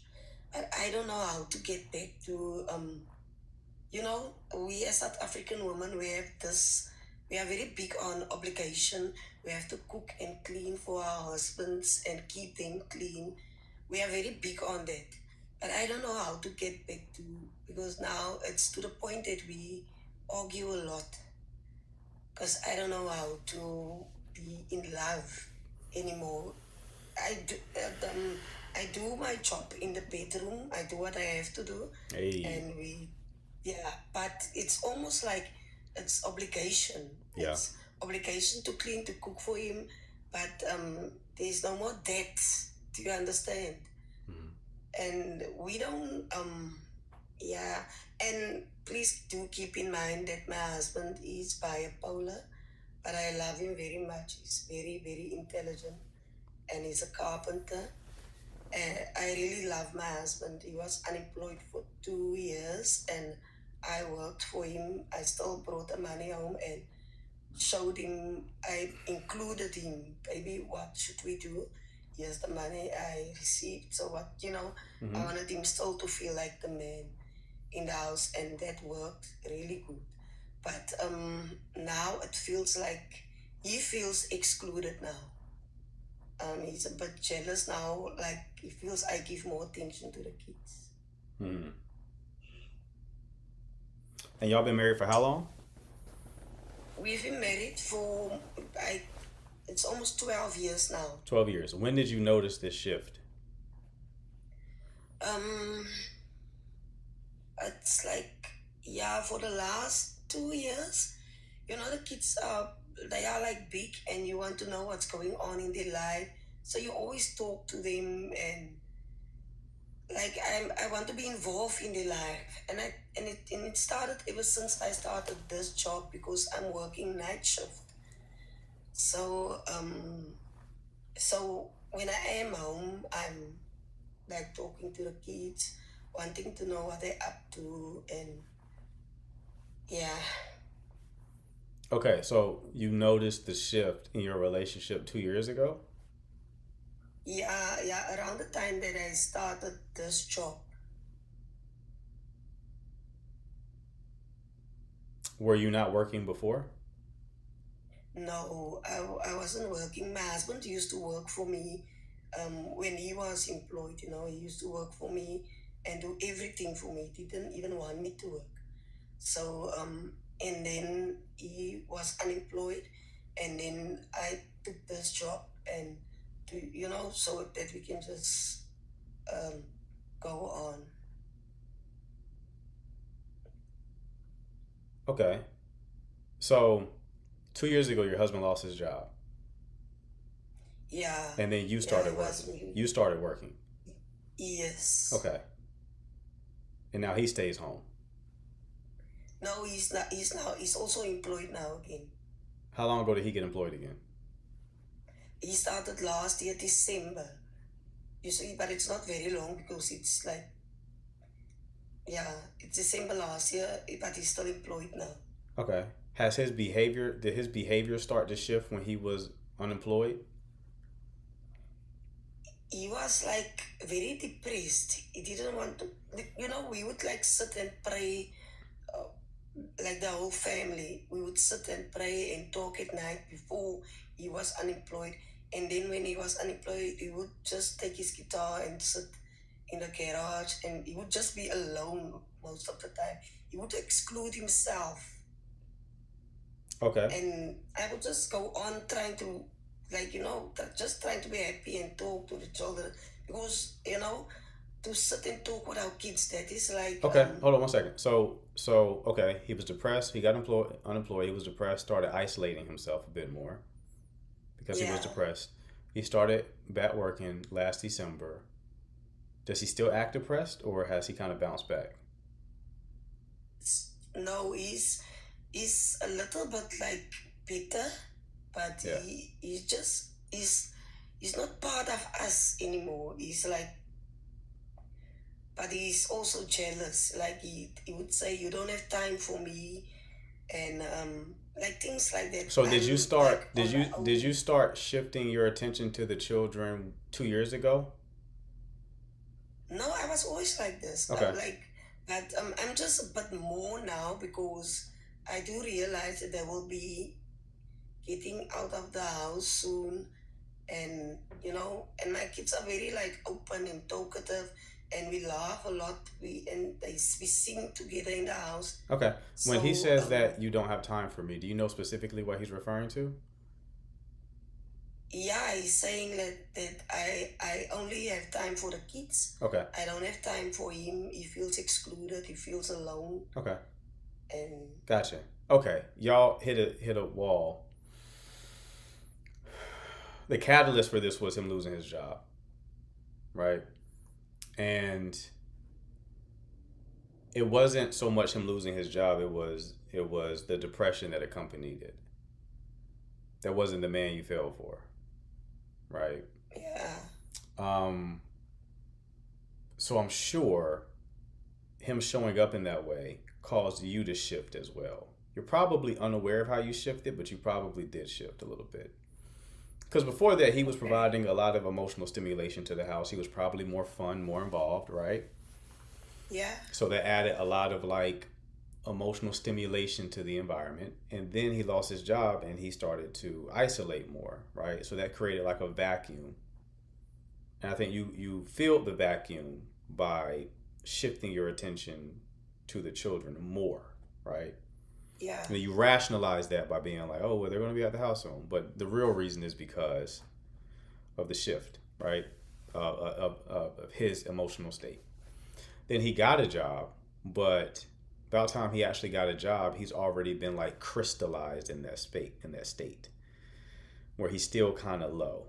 It's hard for him to find his way back in because you and the kids have established a new dynamic because you've had 2 years of practice to establish the new dynamic. Yeah. And he's having trouble working his way back in. Instead of just leading the family unit to a new normal, he's complaining. And then the act of complaining is making him unattractive. So before it was the depression was kind of making him unattractive. Yeah. Now the complaining is making him unattractive. So on your end, attraction is dropping. Because now he's like a shell of a man that you fell in love with. Does that make sense? Yeah. Okay. Yeah, it makes sense. We're cooking. So that's the situation. Now the question is how to get him out of the situation. That's the hard part. Yeah. Diagnosing it is my bread and butter. I can diagnose some shit in my sleep. This is a tricky situation to get him out of, though, because there's not much you can do. Sorry, please do know that we South Africans, especially South African men, we don't do therapy at all. That's a big, he's just never gonna do that. Okay, I understand.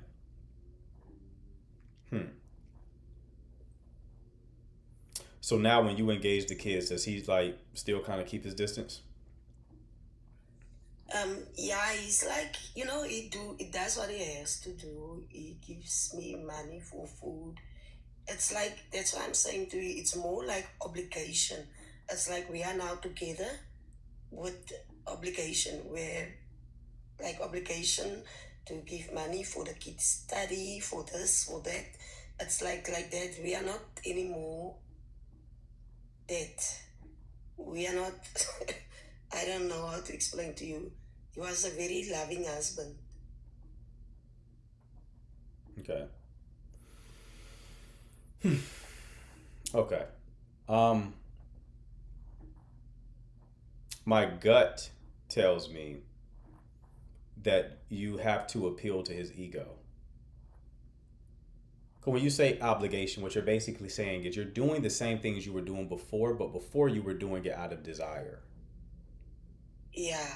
Now you're not doing it out of desire, you're doing it out of obligation, right? Or duty. So my gut tells me that you have to appeal to his ego. You have to make him feel like the man who you fell in love with, right? Yeah. So you have to make him feel that way. So you have to engage him in a way that you used to engage him. Because if he says that you don't have any time for me, right? That means that you are doing something differently. Yeah, right? A lot of things. Yeah. So you have to stop doing what you're doing differently. Another catalyst has to occur, right? Yeah. The first catalyst was him losing his job. That was the first domino. That was the catalyst that caused this current situation. In order to change it, there needs to be a new catalyst. Something has to shake the system up. He's not going to do it because he probably does not have the tools to do it, probably does not know how to do it. So that only leaves you. That means if there needs to be a new catalyst, you have to be the one to provide it. So best way to do that is to start engaging him like you used to. Start building his ego up. Start treating him like he is the man currently that he used to be, right? You gotta act as if. This is a fake it till you make it situation. All right? You gotta act as if he is still that man now. And engage him from that place. I hear you. And then hopefully over a short enough time horizon, right? Over a short time period, that will kind of, it's almost like you're jumping a car battery a little bit, right? Hopefully that engine will start running. Yeah. Okay. Give that a try, because if we take out therapy, if we take all that kind of stuff, this is the only play that you can make.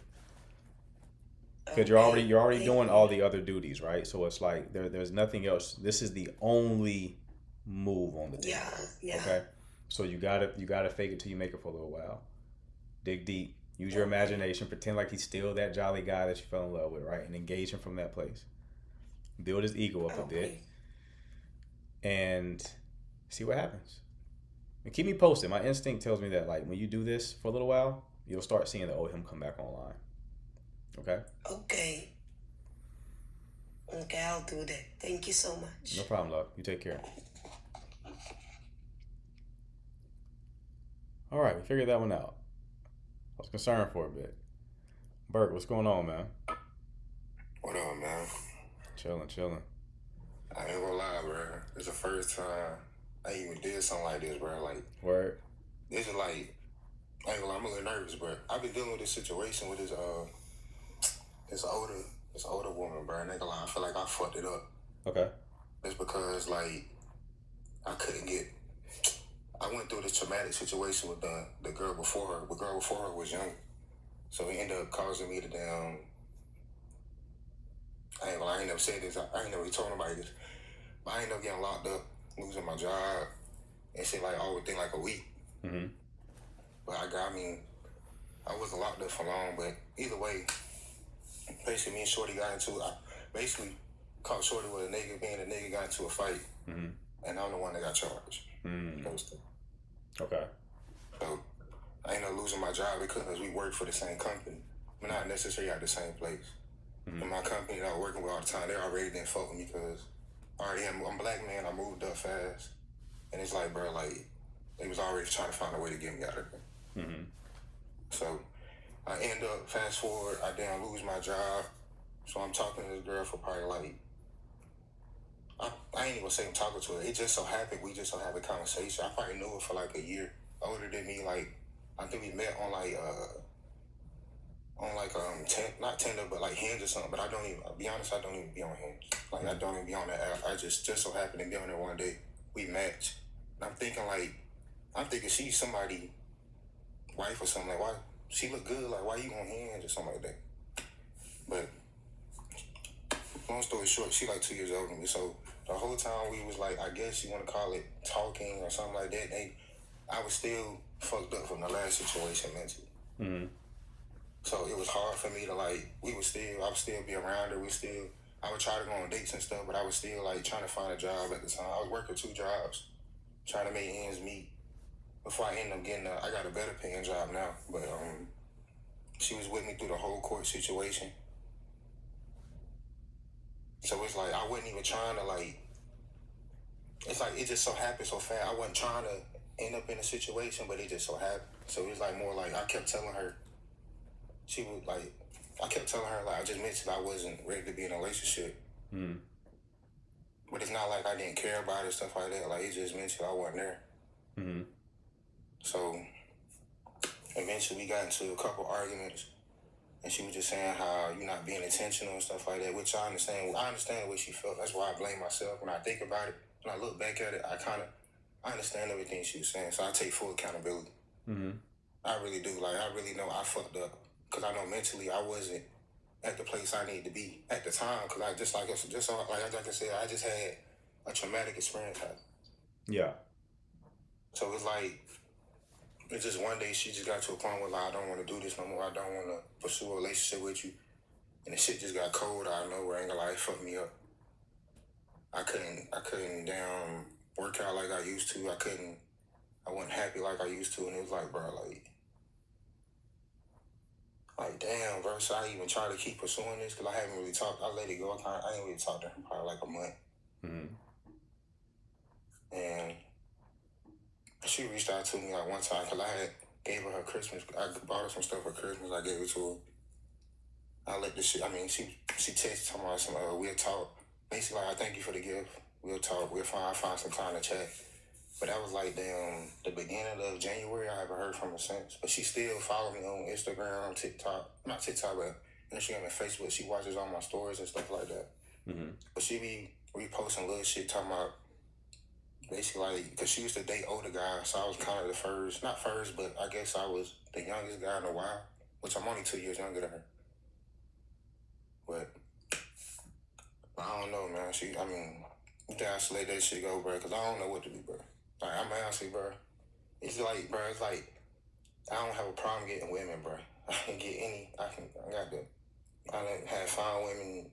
Like, I get called handsome and stuff like that, and that shit just don't mean nothing to me no more at this point. Yeah, I get it. Like, it's just, like, I just want something that's real, bro. It's like, I done did all the shit I want to do. Playing college football, just having my way with women, bro. And it's like the first time in my life where it's like I didn't really have to put no effort into it. Everything just came to me, kind of just fell in my lap. If that makes sense. How, like, after the situation ended with like your ex, how soon from that did you meet this one? It was probably like 2 weeks. 2 weeks, and how long were you with It's her? probably because I mean she was just commenting like on my. She would always like my stories or comment on my story when I be working out and stuff like that. Gotcha. So I wasn't like I was trying to. It was just so happened, if that makes sense. I got you. How long were you with your ex? Shit, probably a year and a half. Okay. I mean, it is fast, man. The typical advice is like you gotta take some time to heal and process the connection.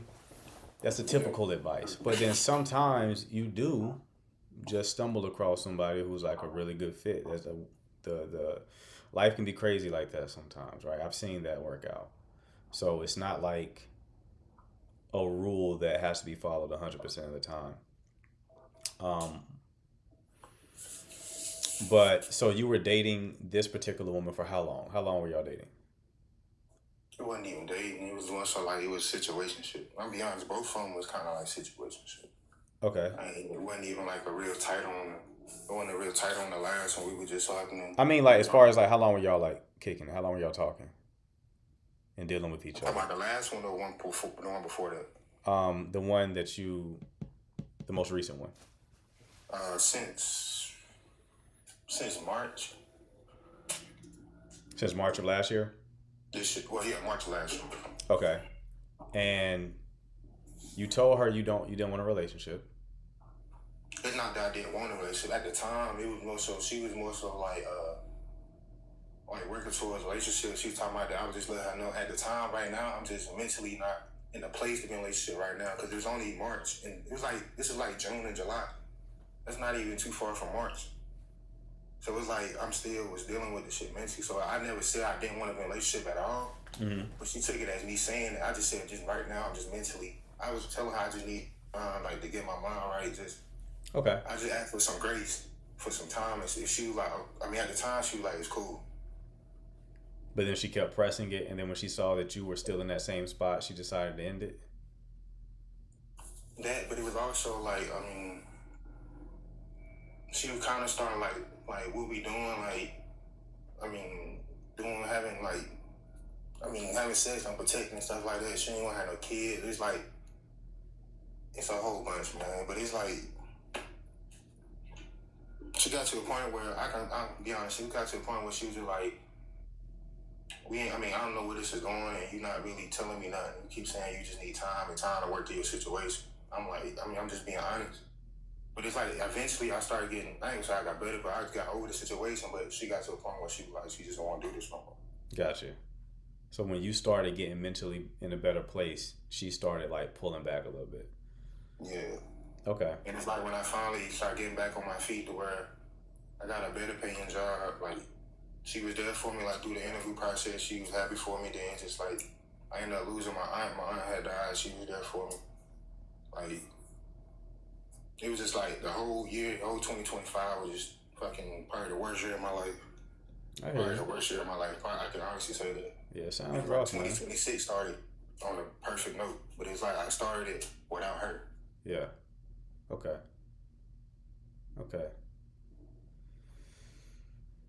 And the last contact was you got her Christmas gifts, and she said we'll talk, and that's the last time we heard from her. Yeah, that's probably. That was in January. We even had a text message. Last time we talked on the phone, it was kind of like an argument. Okay. But that's the last time I had communication. I haven't reached out. I haven't really tried. Okay.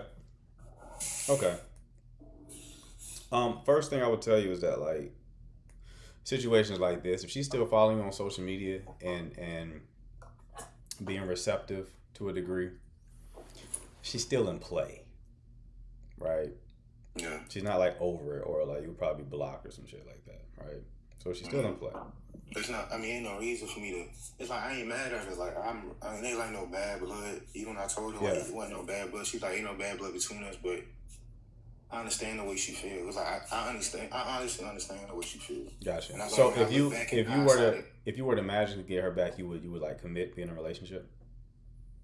No, I would. Because mentally, I'm in a better place. It's like I don't know how to explain. I'm just not in that same place I was in March, mentally. Okay. Yeah, bro. This is just a situation. You got to apply a little bit of pressure. That's But all. it's like only reason why I be hesitant to apply pressure because the stuff she be like reposting or like it be like going back to mess with older niggas, like older men. Let me stop saying older niggas, but older men and stuff like that. And I be like, that's what you want to go back to. It's the same thing from what she was telling me. Older man done played her more. They done cheated on her. So it's like you want to go back to that.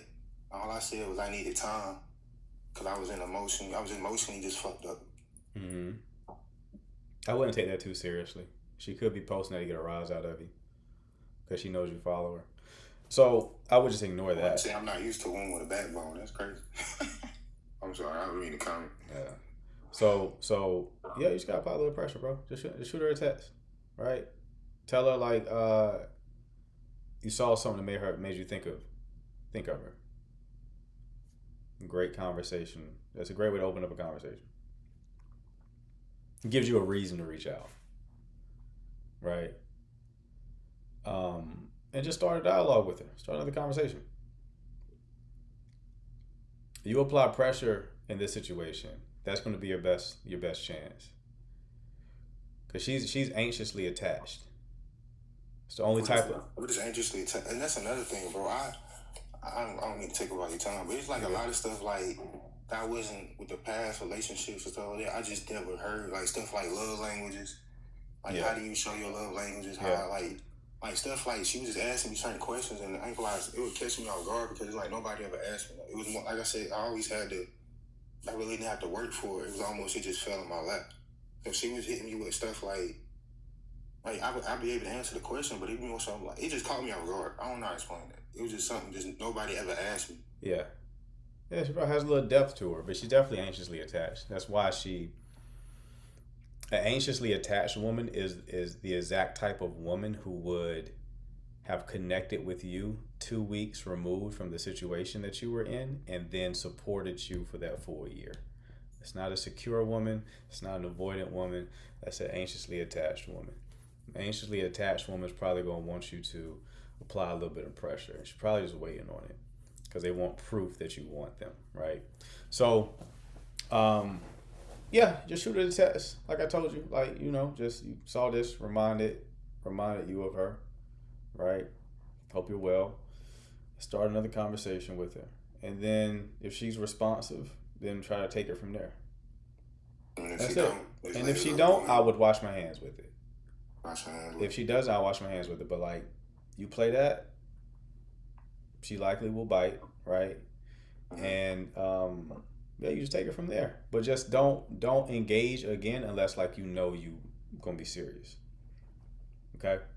I got you. All right, my man. Keep me posting how it goes, all right? Appreciate it, bro. All right, Chief. All right, last call. Ashley, what's going on, man? What's going on, man? You can hear me okay? Yes, sir. What's happening? I'm alright, man. I'm alright. I'm enjoying tapping into these lives more often now. I do like the content. Okay. I wouldn't consider myself somebody that necessarily needs learning new things and continuing to grow. Uh-huh. Yeah. I think the thing that I have for you today, because I heard you say earlier that a lot of your work is focused specifically on mentoring men, and so kind of from a male perspective kind of a thing. Mm-hmm. So for me, I feel as though I'm noticing a particular pattern when it comes to my dealings with women now. Okay. For context, I'm 28, and so basically what I'm and again, like, I'm not the kind of person that puts the blame on outward things or tries to say, oh, women are, any of those kind of things. Absolutely not. But I think what I'm sort of noticing is that it seems as though, and maybe it's not all women, but maybe it might be a misalignment, but it seems as though that I'm running into women who don't like that I have boundaries. Mm-hmm. And so when it comes to the issue of boundaries, my past experience, I guess I could say from like the time I was 19 going into university throughout my 20s, is that I have grown a lot as an individual and as a man. I used to be a lot, I used to be very much like a yes man, people pleaser, kind of do things to for make other people feel better. That kind of that was the kind of frame that I used to operate out of. Very anxious, very anxiously attached, and those kinds of things. And the results of those characteristics obviously showed themselves. But then I took lessons from those things. I do go to therapy over the last 2 years fairly consistently, so that's also allowed me to obtain a lot of tools to grow, and kind of come out of that anxious, become more confident, become more aligned. So now it's like, okay, now that I've got the alignment, there are principles that I've now sort of attributed for myself. And I'm sticking by those principles, and those principles have boundaries. But now it seems like the women don't like it when I have boundaries. What's going on? So what? Okay. So give me a practical example. Like I'll give you a practical example. Yeah. So for me, the way I like to go out, I'm very outgoing. Part of one of my streams of income does involve kind of like entertainment and just kind of social settings, whether it's day or night kind of a thing. I'm a DJ as well. And so when it comes to, for example, like going out and things like that, I enjoy those kind of things. I have friends. But I'm also the type of person where it's like, I know when it's time to go home. I know when I want to go home. I know the limits of how much I like to drink.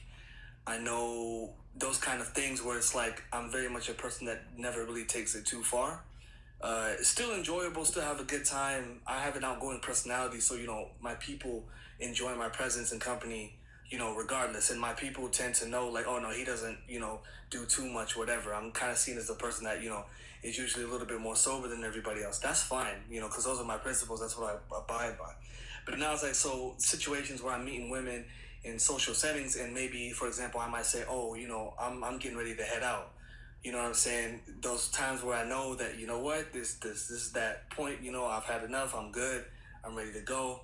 And, I might be dealing with, women, and, maybe she wants to keep going, she wants to stay up, she wants to keep drinking, all those kind of things. And it's like, like I'm ready to, then you tell them like, oh, you know what, I'm good, whatever. And then they look at you like, like you're crazy, like, like what's going on or something like that. So I don't know, it's kind of happening a lot. I'm starting to get a little confused. Like, if I don't want to do something, or if I don't find that something is within that boundary of the principle, I'm just not going to do it. But I think a lot of the things are like normalized or socially accepted. Like, nah, like, if everybody's taking shots, you have to take the shot. Or if we getting, staying up until 5, 6, 7, or whatever, everybody got to do it, type of a thing, And it's like, I don't want to do all that. So the situation is, you're a DJ, so you're active in nightlife, but just because you're not in nightlife, it doesn't necessarily mean that you are behaving in the same way that a lot of those people behave, meaning like you're not staying out till 3, 4 in the morning, you're not trying to get drunk. When you go out, you'll engage a little bit, but you're not really getting belligerent, right? And then you're with a woman, in this specific example, who you were ready to leave. Yeah.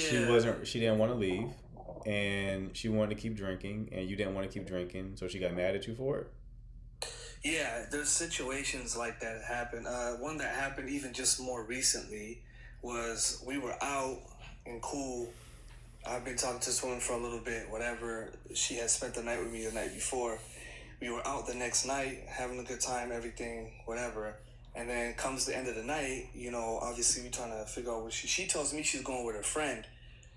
And they're like, you should come. But for me, it's like, I'm not trying to go where the friend is going, I really wasn't trying to do that. Yeah. So I was like, nah, and like, I'm good. Like, I'm gonna probably link up with my cousin. So it gets time to leave. And then all of a sudden the play changes and her homie goes with wherever she was going. she winds up getting into the to the taxi with me, and I'm like, cool. But then she had told me that she was gonna go get picked up by somebody else. So now we in the taxi, and we tell the taxi, oh, whatever, and she's like, oh, can I come with you? And I'm like, bro, I'm going to my cousin. Like, I'm not, like, that's not the situation for you to slide with me, you know?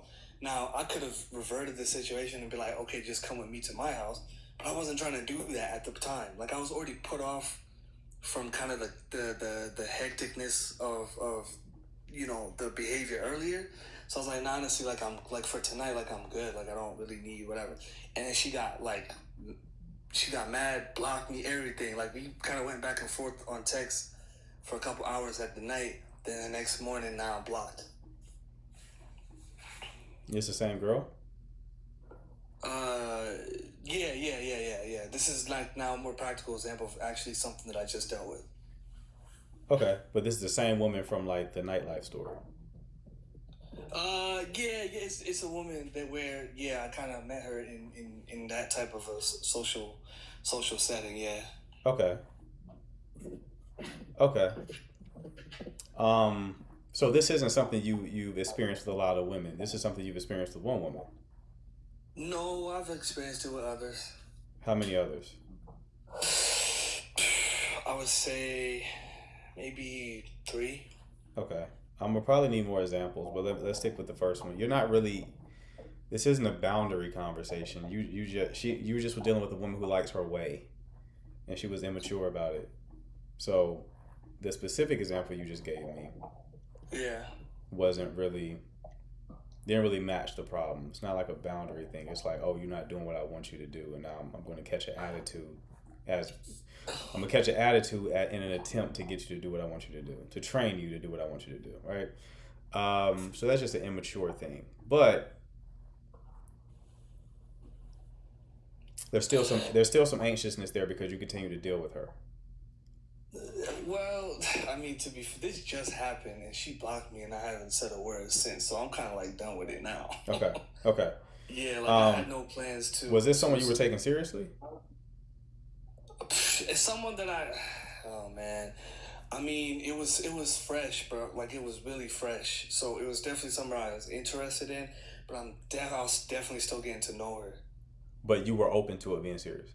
Yeah. Okay, that's first mistake. Why are we meeting women at the club to take seriously? Well, I mean, hey man, fair enough. I mean, fair enough.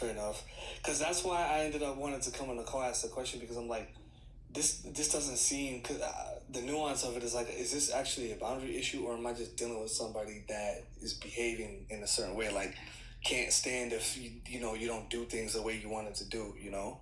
Yeah, your selection is off. At least in this one example. Maybe you have another one, but it's like if the other examples are also women you met in the club, then it's definitely you choosing the wrong women. Yeah. Nah, I mean, yeah, I think it could be that. I think it's possible that the situation was a little bit more like that. Yeah, I mean, it's just interesting because I don't understand the behavior fully. And so because of how I operate and how I'm like very like sometimes too self-aware for my own good, I start trying to analyze like, okay, did I possibly do something wrong here? But I've kind of been learning to second guess myself less, and you know what I mean? Be confident, trust myself more in these things that I've built around for myself, right? So now I'm like, hold on, bro. She over here blocking me, doing all this stuff because she couldn't handle the fact that I just didn't want her to come over that night. Like, what are we doing? So the other women, you're also women you met in the club? Yeah, kind of. Okay, like, your self-awareness, self-awareness is we all go out to the same places. I understand. Self-awareness is good, but you got to lean into discernment now. Yeah. Discernment is what's lacking now, because it's like, how old are you? 28. 28. Okay. This is an early lesson that you learn. As a man, you don't meet women at the club that you take seriously. Of course. Right. So it's like, that's the main problem here. It's not the boundaries. It's you just meeting the wrong women, right? So that's not to say that any woman at the club, like, they're automatically disqualified. It just means in that environment, odds are much higher that you're not going to meet women to invest in long term. Yeah, for sure. Okay. I mean, yeah, like I said, I was open to the idea that maybe it could be serious, but I mean, going into it, I was being very casual about the situation. I just kind of fixated on just the behavior of that sequence, and I was like, why are you like so upset? You're going to an insane asylum and being like, why are you acting crazy? Yeah, maybe that's what it is, because I'm like, I just could not understand the outrage that then proceeded to the blocking when it was ridiculous to me. Yeah. So it's just where you're selecting. Like I said, the pool that you date in matters. Mm-hmm. It will impact the type of person that you connect with. So there's people in the chat saying that she blocked you. That's a boundary. I mean, I guess technically you could say that, but that's also a little, I don't know, that's a little ridiculous. You can't just block everybody every time something doesn't go your way. I mean, if I behave the same, because to me, what it then becomes is like, you know, and maybe you're right, it's a discernment issue, because dealing with women where it's a situation of they can say no when they want to say no, they can change their mind when they change their mind. The moment I say no or I change my mind is a problem. Yeah, we're missing the forest from the trees. Yeah. The important thing here is don't date women at the club. When we start trying to figure out why the woman from the club is acting like a woman from the club, we're having a ridiculous conversation at that point. You just have to just not do that anymore. That's it. Yeah, of course. Yeah, no, that's fair. Yeah, brother. So what's the plan? Where you gonna meet them? Where you meeting them at moving forward? Nah, I mean, like, this is the thing. I've put myself together quite well for somebody, you know, 28 and being a bachelor. So like, I don't have issues meeting people or women and things like that. I've met women outside the club, inside the club, like etc. I think I've definitely really, you know, kind of seeing that, yeah, you know, the club setting is definitely just not it 90% of the time, even a little bit. Mm-hmm. I found that girls that work at the mall usually are pretty decent and tend to be very attractive. Okay. But I'm also like, I'm a very anti-dating app type of person. Like, if you can't meet people outside, you're doing something wrong. Okay. So again, there's tons of places. I work in a like a corporate job that allows for like lots of different opportunities to meet people, things like that. I'm doing some schooling right now. You know, that's also a thing where networking is a big thing. So I think, yeah, discernment is probably the main thing for me to focus on here, because what I actually noticed from this situation was that it triggered some responses internally that I've dealt with like in the past, mm-hmm. that I've grown out of. So it kind of triggered those things, and I was like, ooh, wait a minute, we're going a little backwards here. You might need to, you know, might need to deal with something else. Mm-hmm. I think it was hard because I was very attracted to this girl. Yeah. And I had just started kind of getting to know her. We had spent a little bit of time together. We had some good conversations. So I think that kind of overwhelmingness of like the attraction plus kind of starting to like unlayer somebody a little bit, you know, was like, oh damn, like I want to keep dealing with it. But I think after that, like, you know, again, this past weekend, I'm just like, bro, I can't. There's a temptation to you know, try to pursue whatever, make amends. But I know it's probably not the right idea. Yeah. Yeah. Yeah, that's that anxious side coming out. All right. That's the anxious side coming out. For sure. Yeah, and I mean, it's typical, you know, men, when they get around women, like beautiful women, they tend to give them a lot more grace than they deserve sometimes, right? Yeah. They tend to break all your rules if you're very physically attracted to her. But like, yeah, it's very wise just to not put yourself in those environments. I know it's not really practical for you considering that you work in those environments, right? But yeah, I probably wouldn't. I mean, it's only partially, to be honest. Like, it's a side hustle, but like I'm fairly successful, so it's almost like a dual hustle as much as my main job. Yeah, so I think it's just having kind of delved into that so much, it kind of intertwined itself with my social life, where it's like, you know, the DJing and the music and all that stuff is kind of, that just kind of became a lot of the social life as well. So I think maybe that's a thing too. Mm-hmm. Yeah, it's your social hub. So like, you definitely need another leg of that, right? So it's like you can still meet people in the club environment, but if the club environment is where you source all of your social connections, it's not going to create the best outcomes. For sure. Yeah. All right, All brother. right, man. No, thanks for touching on the discernment part of it, because I think that's something that I'll be able to reflect on. Absolutely, man. Well, keep me posted on how it goes, all right? Yeah, no, for sure. Somebody said the gym. I do go to the gym. I go to the gym 3-4 days a week. The gym is not particularly... Gym is a tricky one when it comes to meeting people. I don't know, like, unless you're very much like a cold approacher, which I don't have an issue while approaching people at all, but I like to use different social cues when it comes to how... No, this is how you play the gym. Yeah. Is the gym you go to big? There's a lot of people that go to it, but it's like fairly small. Okay, but there's a lot of people in there? Yeah. Okay. When you go to the gym, you want to win the venue, not the woman. Okay? Exactly. So win the venue, not the woman. So you need to win the gym. And then any woman that you date will be a byproduct of that. So when you go to the gym, get to know treat it as you're just a cool social guy who talks to everybody. So get to know the staff a little bit. When it comes to people outside the staff, locate what is called the super connector. There's a good book for everyone in the chat. You don't have to read it. The premise is very simple. It's called Never Eat Alone. It's a social skills book, almost networking, right? Yeah. And he talks about this concept of super connectors. And super connectors are people who have made it their business to get and to know a lot of people, right? You probably know super connectors working in the club business. People who just I am one of them. Good, right? So you are a super connector. You know what I'm talking about. So in the environment that you're in, the gym environment, try to spot the super connectors, the people there who are making an attempt, who just are open to socializing, who you know who are you see them talking to different people throughout the gym environment, right? Yeah.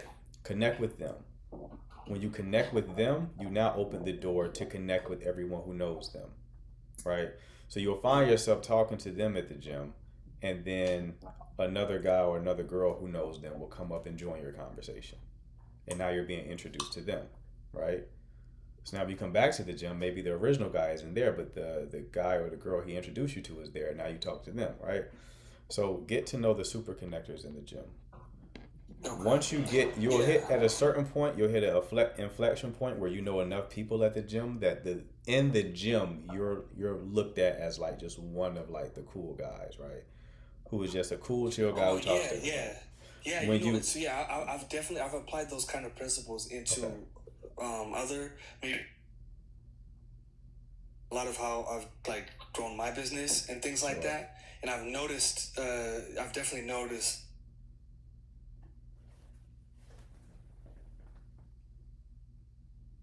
Where now you're running into these opportunities.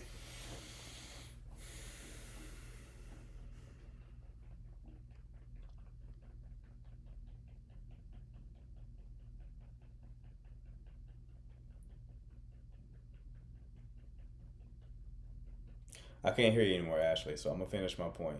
So get to know the people in those environments, right?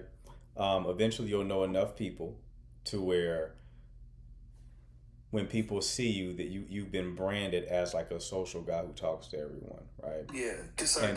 Did it freeze on my end? I think so. I couldn't hear you at all.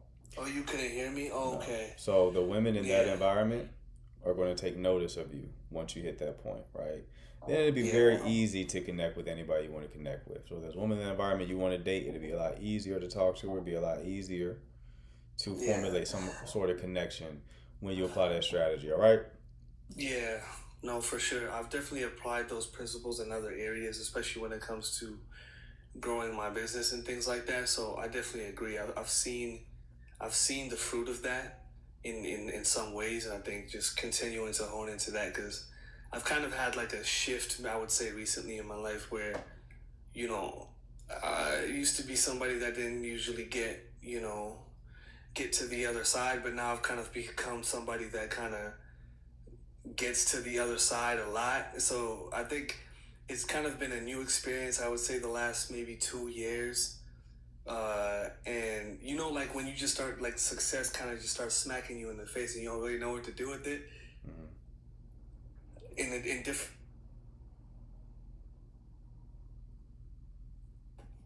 So kind of focused on the alignment aspect of it and trying to make sure that, okay, now that I'm in a position where, you know, there's a lot of things manifesting themselves that I've wanted, you know, how do I now deal?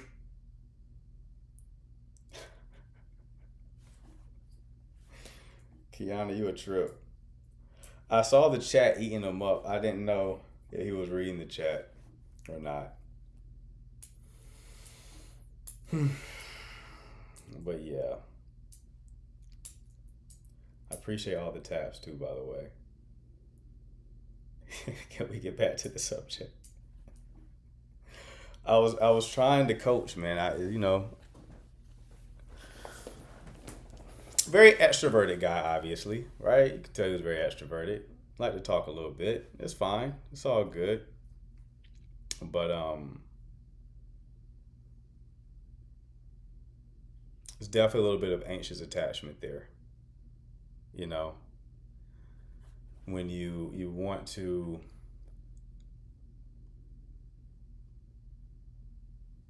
how do I say? I made some content on this. I hope don't take offense to this if you're watching, Ashley, by the way. Take offense to this.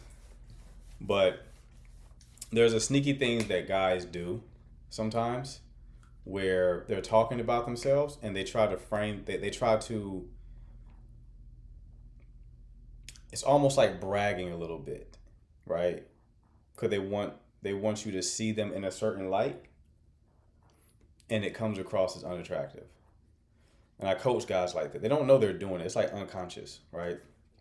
So like maybe they've hit a level of success, maybe they made some money, maybe they had some sort of accomplishment, and they find every opportunity to let you know that. And women find it to be unattractive. Most guys do that. It's a most guy thing.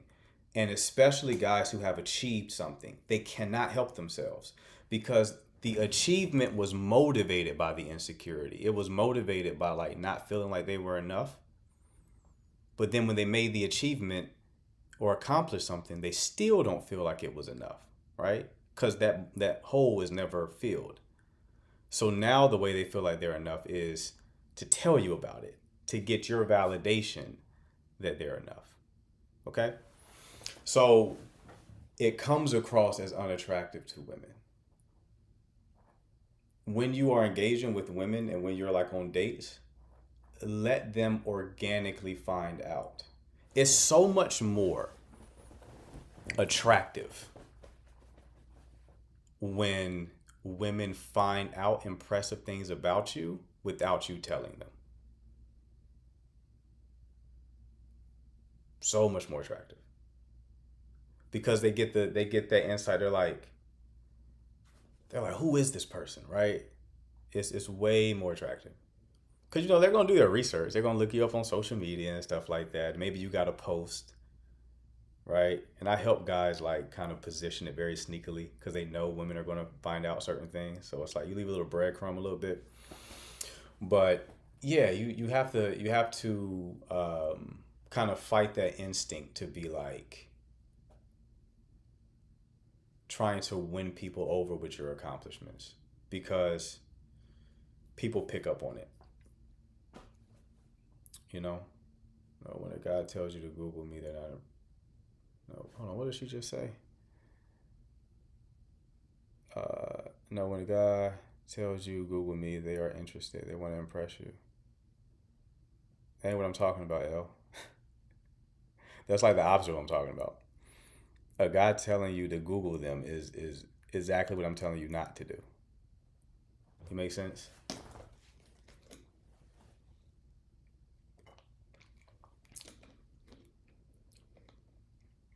I can tell Ash isn't. And that's exactly what I'm talking about. What you just say?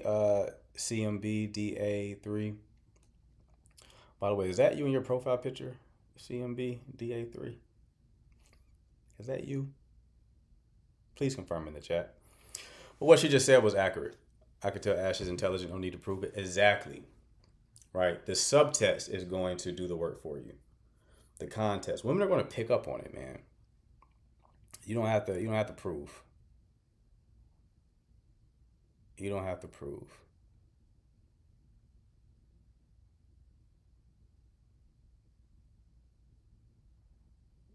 You do not have to prove.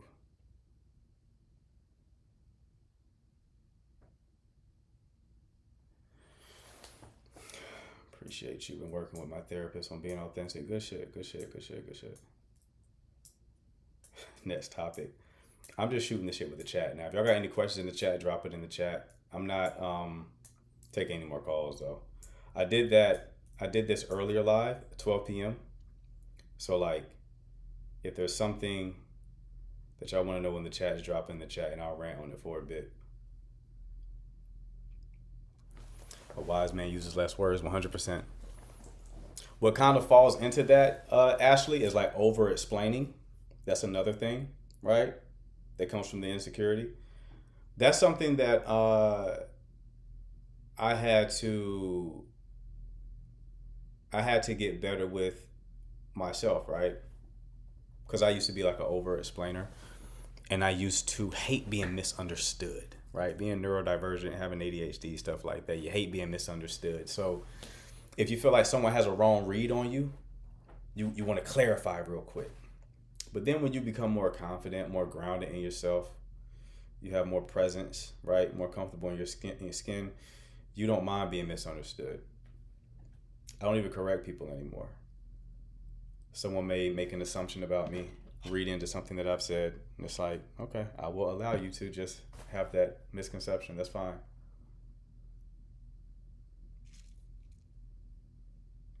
And when you make that internal shift, like, your energy becomes more pronounced and people can feel it. They can feel that weight, that certainty that you have of yourself, and the lack of a need for other people's approval, which again, very attractive. And I'm not saying you do these things just to be attractive. These things also improve your life, right?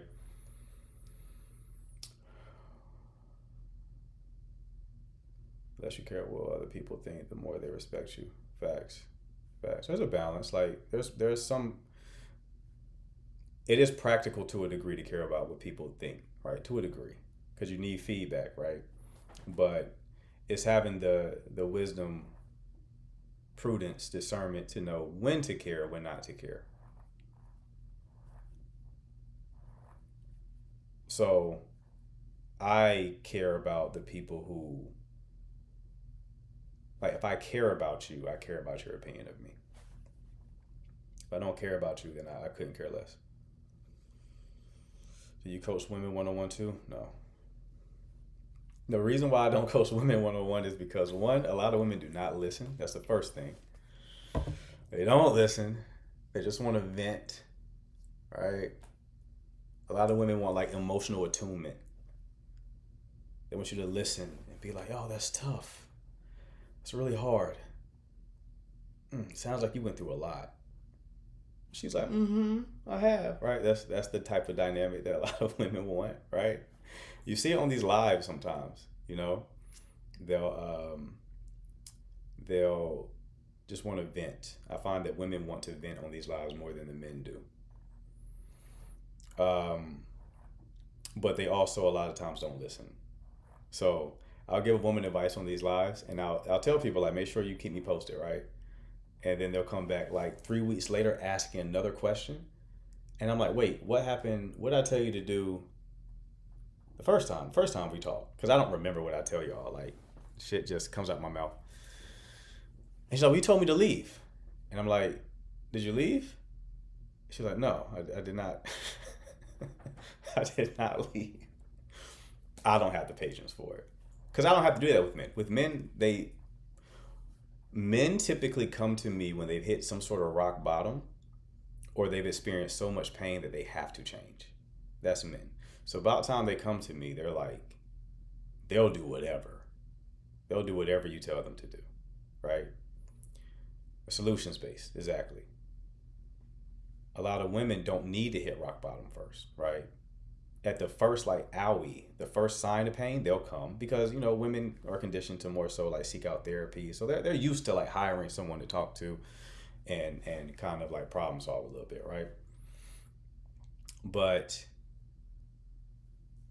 they're least likely to apply what's going on. And this just isn't my opinion. I know a lot of coaches, I know therapists, I know a lot of people who do something similar to what I do. A lot of them used to work with women. They no longer do.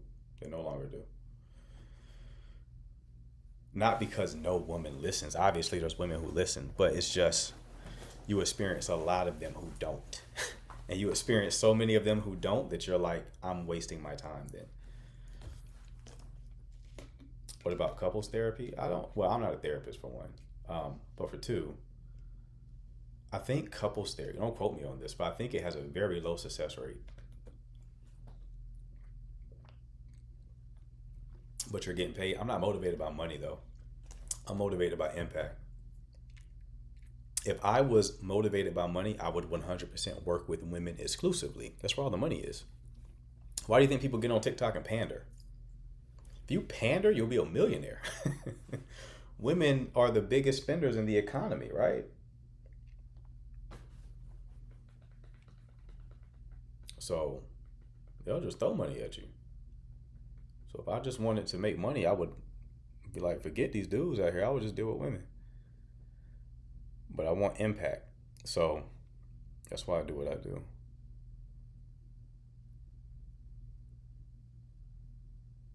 What's your profession? I'm a coach, dating and relationship coach. That's why divorce lawyers are rich. Absolutely. Absolutely. How do you measure impact? Oh, that's a good question. Normally when I work with guys, I give them, they like never had that degree of insight. Like they become a lot more self-aware. I get DM after just my free content. Guys are DMing me like, bro, you changed my life with your content, right? I have clients, our first conversation is the same thing. Have guys facing their fears, right? Becoming more courageous, becoming more psychologically developed, integrating the traits that they've disowned or haven't been integrated. And it typically, the outcome of that is they typically like meet whatever goal they have, whether that's like getting into a relationship, having a better dating life, ending a bad relationship that they didn't have the courage to end, right?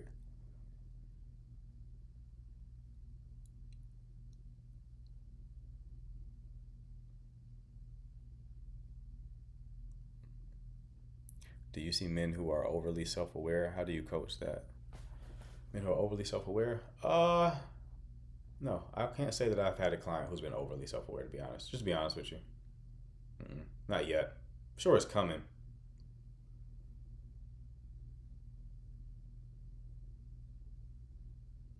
What did you do before coaching? Marketing strategies, copywriting, stuff like that. You ever considered joining tonight's conversation for visibility? Your voice would be great. I don't know if I would join something like that. They're not practical. My content does very well. I go viral on every platform that I'm on, right? We probably are like 300K by in the Q2 this year, probably before that. So we do well enough. I get a lot of exposure, but they're not practical. No disrespect. I mean, you don't have to always be practical. Sometimes people just want something that's like has an emotional appeal or, you know, something that sounds good, right? But whenever I've seen clips, I've never heard them say something that was like, oh, this solves a problem. It's more like rah, motivation, you know, poetic shit, right? to be practical. I like a lot of impact. What made you want to become a coach? I had a coach when my last relationship was ending. It was very impactful for me. And my last conversation with him, our last session, I was like, I think I want to coach. And he was like, bro, you got the mind for it. So you're natural. So I became one.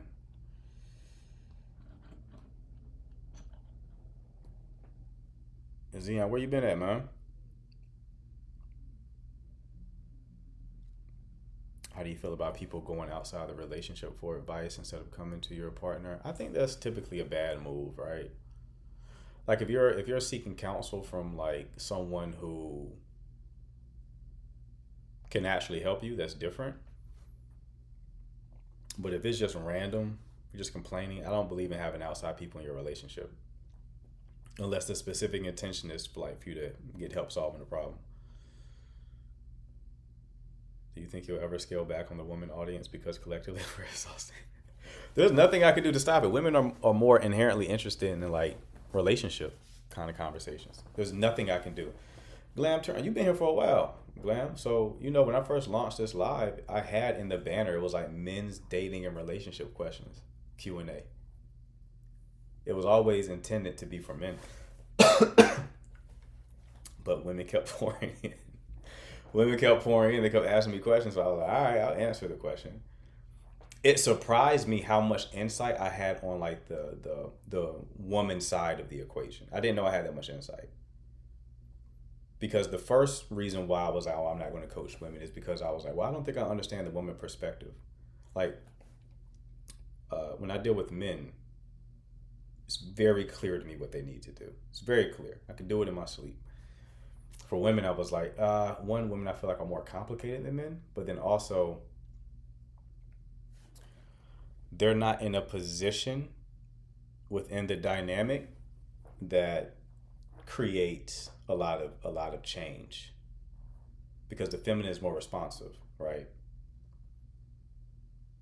So if you come to me, you tell me that your man isn't doing X, Y, and Z, there's not much you can do other than leave, right? But because the feminine is responsive, normally or a lot of times when a woman is showing up in the relationship in a certain way, it's in response to what the man is doing, right? So if I focus on solving the male side of the equation, oftentimes that can lead to healing the entire relationship. But it typically doesn't work the other way around, right? So if I focus on the woman side of the equation, you change her, but you don't really change the relationship. Does that make sense? So you create more impact when you focus on the masculine side of things.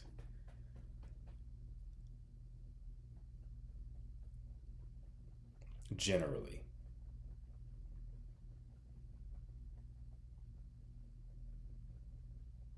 That doesn't mean all fault is on the man, though. I don't want women to be like, hey, man, yeah, it's these niggas out here. They're the problem. No, it's just like how the dynamics play out. It's just the masculine is more of an initiating force, and then the feminine is more responsive, right? So the woman tends to amplify what the man gives her. And if that's chaos, if that's dysfunction, she will amplify it. Or leave. One of the two will happen.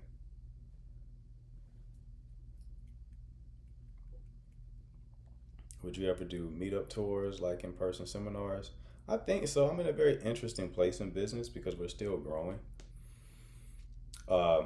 Big push 2026 to grow YouTube.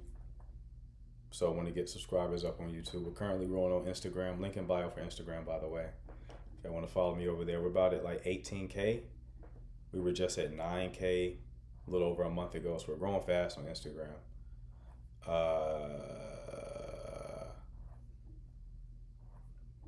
But yeah, there's so many different directions because you can finesse what I do into like an in-person type of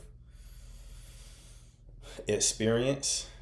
One woman DM'd me. I never did respond. I think I just forgot to. I need to respond to her. But she told me, I don't know if this was on Instagram or TikTok, but she was like, you should do an in-person event where you have like a singles mixer or something like that, because speed dating and shit like that doesn't work. So you would have to frame it as like a singles mixer, where you should have like a singles mixer, and then at the end of it you do like a Q&A like you do on your lives. And I was like, that's a good idea. I probably could pull something like that off, but I have to be very intentional, because you can't do everything, right? I'm only one person. I'm a one-man shop. You know, it's me and my mods essentially.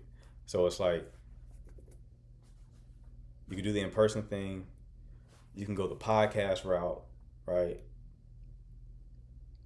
If I did the podcast route, that would probably be like for men and women, considering how women have responded to me on these lives. That changes the monetization structure. Anyway, I'm not gonna go off on tangents about business. Just know there's like a lot of different paths I can go, but I can't do them all. So I have to be very like thoughtful about which path I pick. Zion, what do you mean you need men though? Yeah, you mean like live in person? Not like TikTok live, but like in person, I'm assuming. What's my sign? What do you think I am? No spoilers in the chat. How do I come across? I'll be your first test dummy with Zion. Test dummy for what? See?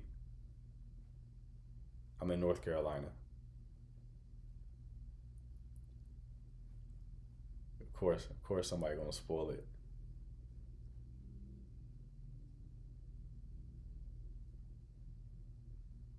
What are some dating hot takes of yours? I got a few hot takes. I don't share them publicly. There's one that I would tell you. I feel like any relationship, so compatibility, right? A lot of people talk about compatibility. Compatibility is really a measure of how much friction you will go through in order to be together, right? So it's not like, are we compatible or are we not compatible? It's how compatible are we, right? Framing it that way is helpful. So other words, I feel like if you have two people who choose to be together, they can make the relationship work. They may not be the most compatible. It may be a lot of friction within a relationship, but if they choose to be together, they can make it work.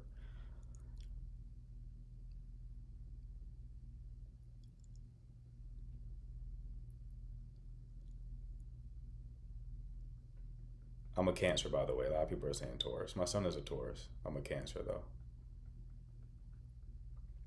No one ever guesses Cancer. That's crazy to me. I don't know why. Should I like cry? Do I need to cry to be a Cancer for y'all?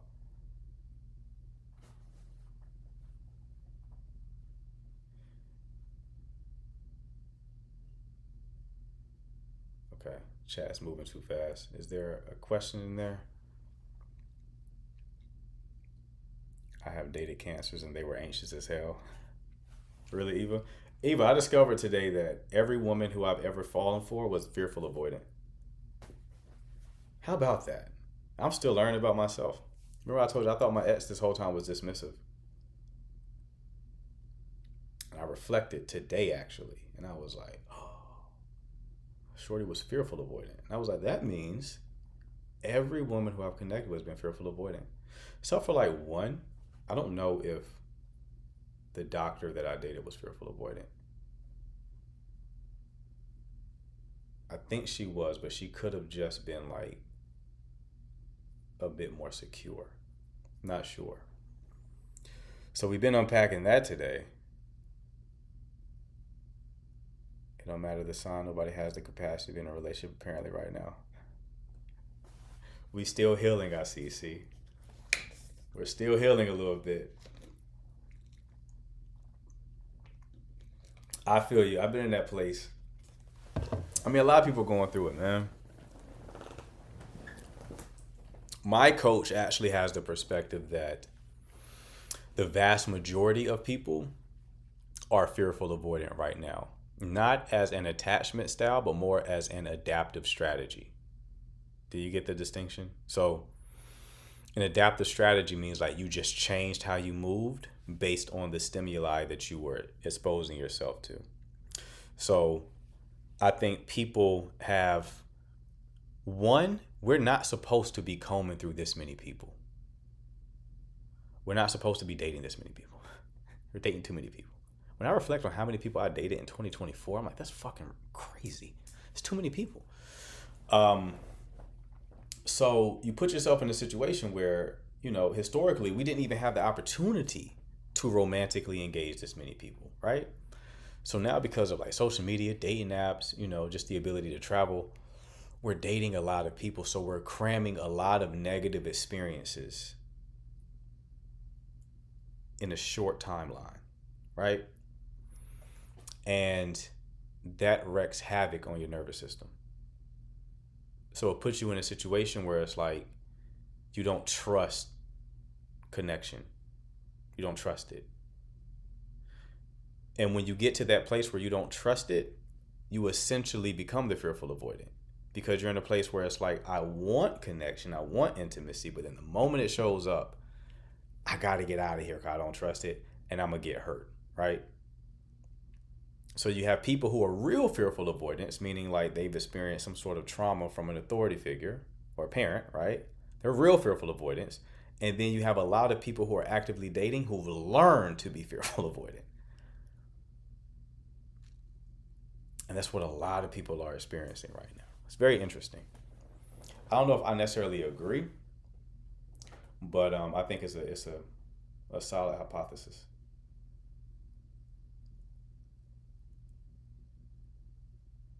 I think it's a solid hypothesis. Because I've experienced that with some of the women that I've dated. It's like, why? Once it's cool when it's like light and there's no relational container.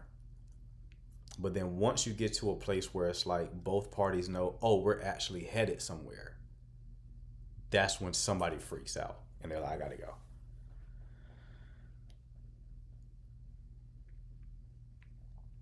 That's so true. Just dating from the fear and on defense. Yeah. In the dating market right now, it's definitely very, everyone's playing defense. Everyone's trying to prevent being hurt. I said it on the earlier live.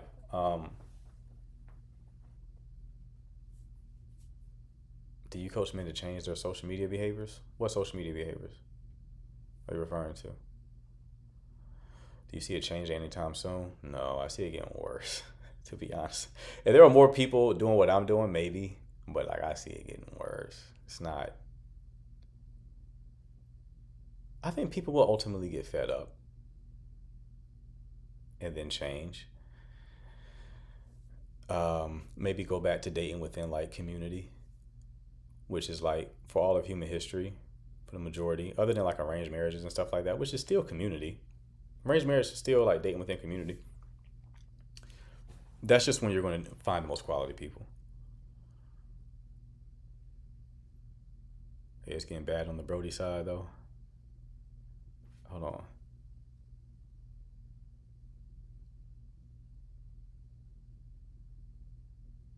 If you're fearful avoidant, what is the solve? What's the solution? What the experts say, if you're fearful avoidant, that is the one trauma-based like attachment style, right? So avoidantly attached people, dismissive avoidance, like they just grew up in a household where they weren't emotionally attuned or heard. And then the anxious person, like sometimes their caretaker was there for them, sometimes they weren't, right? But it's not like trauma heavy, right?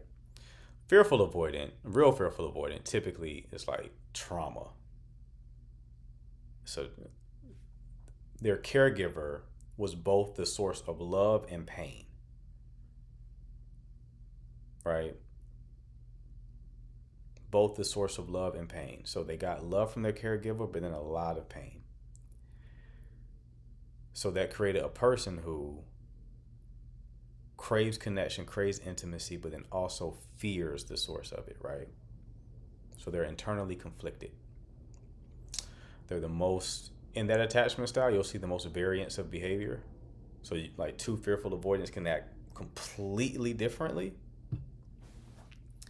And it's typically not, like if you get an avoidant, they can learn to be a bit more vulnerable, right? If you get an anxious person, they can learn to be a little less needy.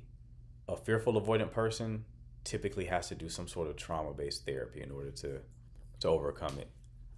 It's just too complicated.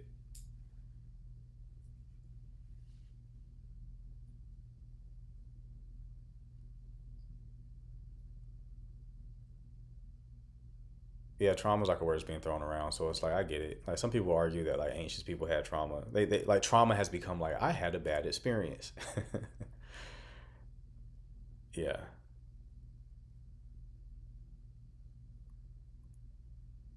Keanu, you said were you not here when C told the story? Yo, man, C going through it right now. He'll be all right though. He'll be all right though. We gonna get him right.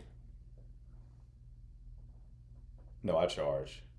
There's no free consultations. I charge money for coaching. For me, it's a low 4-figure investment. Price is only going up, so that's where these attachment styles came out a few years ago. Never heard of them. I mean, the attachment theory was like, I think, developed in like the 80s, bro. The 80s. It's just become mainstream as of late. But it's been a thing. It's definitely been a thing.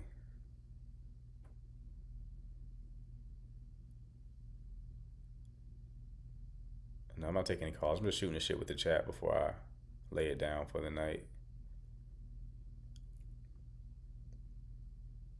My guy's fearful of avoiding grew up without a dad. Yeah, I hear that. You have been a great addition to therapy, by the way. Your approach is similar to that of a therapist. Really?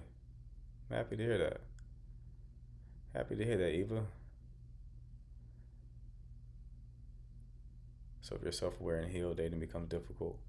Yes, the more you work on yourself, the fewer people you're going to be able to connect with, unfortunately. Because most people are... It's not that you have less options when you heal, it's that you see through the mirage, right?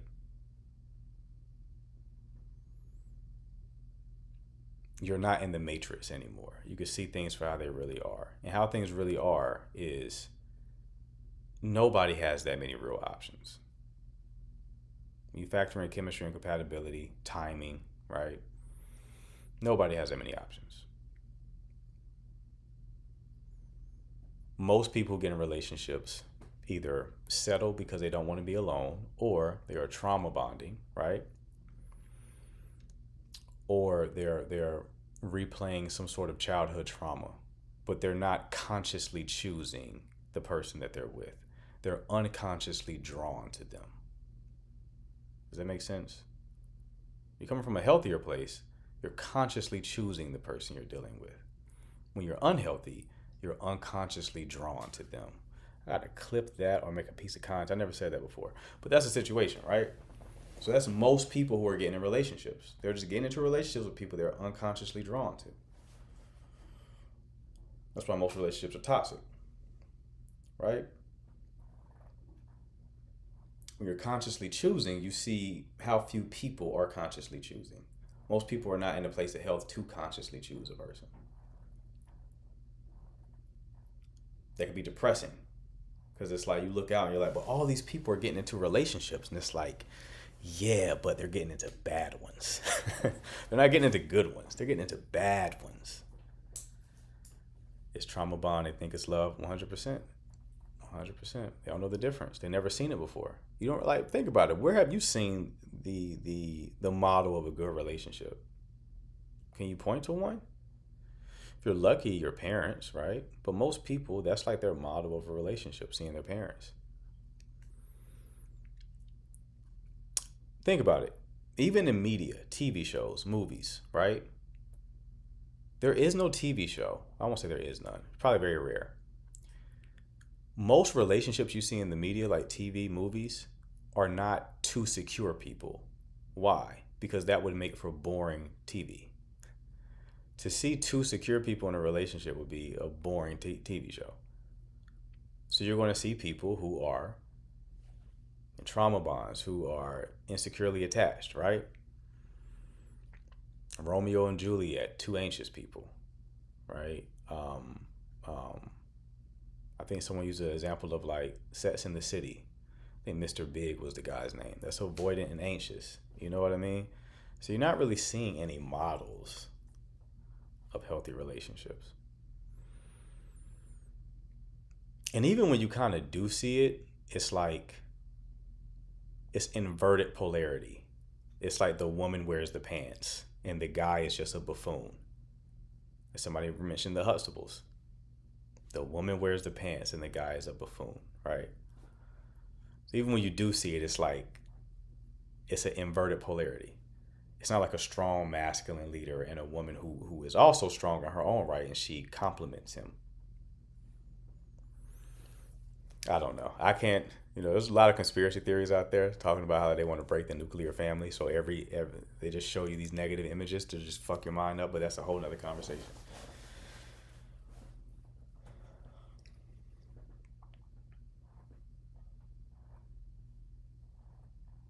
Yeah, you look at any kind of sitcom, the man is a buffoon, right? He's a buffoon. He's not someone to take serious. Look at something like Family Guy or The Simpsons or Malcolm in the Middle. It's like the dad is like someone he's a goofball. He's not someone to take serious. It's a part of social conditioning for sure, yeah. Some would say it's intentional. Fresh Prince is a good one. Fresh Prince is a good call out.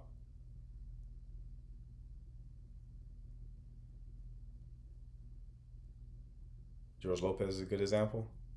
Let me think. I think George Lopez is a good example. Yeah, that's a good call out. That's a good call out. Took me back with George Lopez. Took me back with that one. It's so nice when you don't feel the need to chase and it's boring. Yeah. Yeah, man, it's tough to find, man. It's tough to find, but it's possible. It's possible.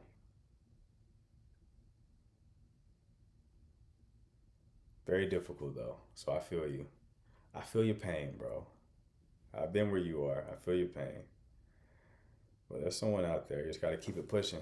That's the cost that you pay when you're moving intentionally and you're optimizing for connection. The cost of choosing that route is you're gonna you can potentially experience long droughts, right? Just long droughts of not being with somebody, right? So you just gotta embrace that and lean into patience. Because the thing that should give you a bit of peace is like, if you're this way, if you can move intentionally and if you have a good heart and it's like, and you have nothing but good intentions and you're emotionally available, it means other people exist who are like that as well. Clearly, you're not the only person, right? So you being that way shows it's possible to be that way. It's not just a matter of like being patient enough to run into the person who can, meet you in that way. I'm getting tired too. I'm running out of steam. We're gonna end this live soon. I'm gonna answer a few more questions. I'm getting out of here.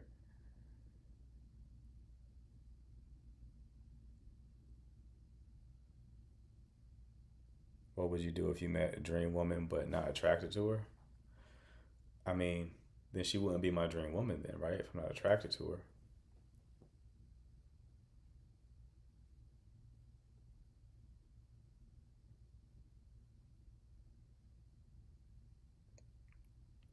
Coming to NC in November.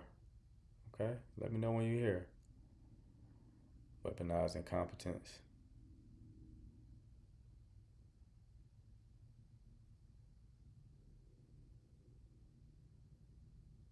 Hold on. I missed something.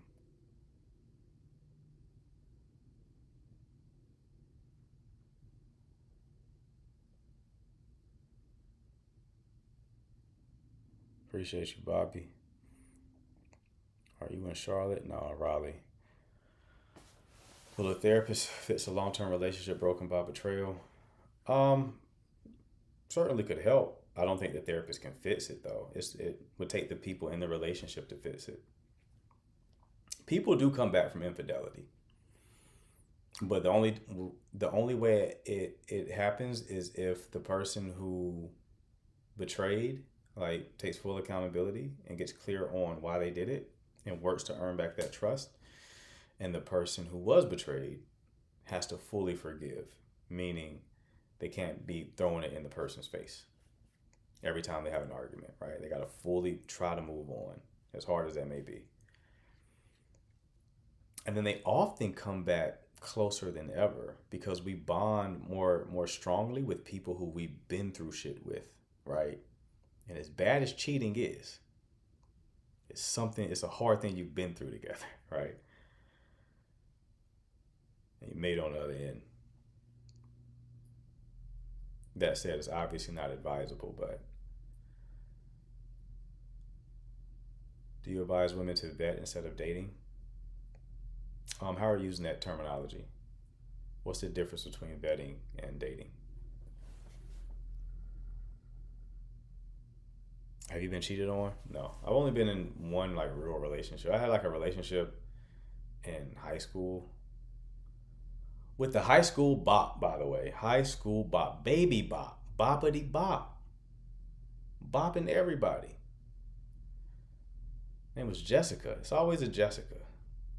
I don't trust Jessicas. She scarred me. I still don't trust Jessicas to this day.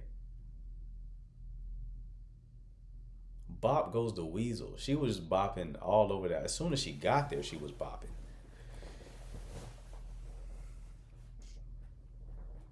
We were just kids. Kids bop. Kids bop. Hell yeah. She might have cheated. If I did get cheated on, Jessica definitely cheated. Beautiful girl though. Should not have been a bop. This girl was so pretty, bro. She used to do like beauty pageants and like win them left and right in our hometown. Now she got like face tats and shit. She grew up in a very impoverished environment, so she got kind of stuck in that system. So now she looks very dirty looking girl. But, you know, back then, very nice. Bopping came from trauma, I'm sure.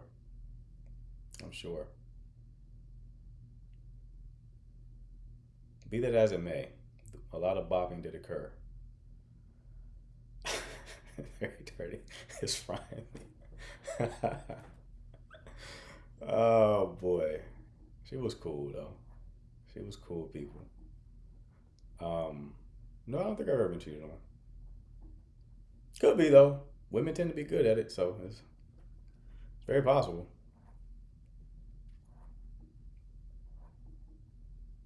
Are you unforgiving for any level of cheating? Oh, I'm out of there.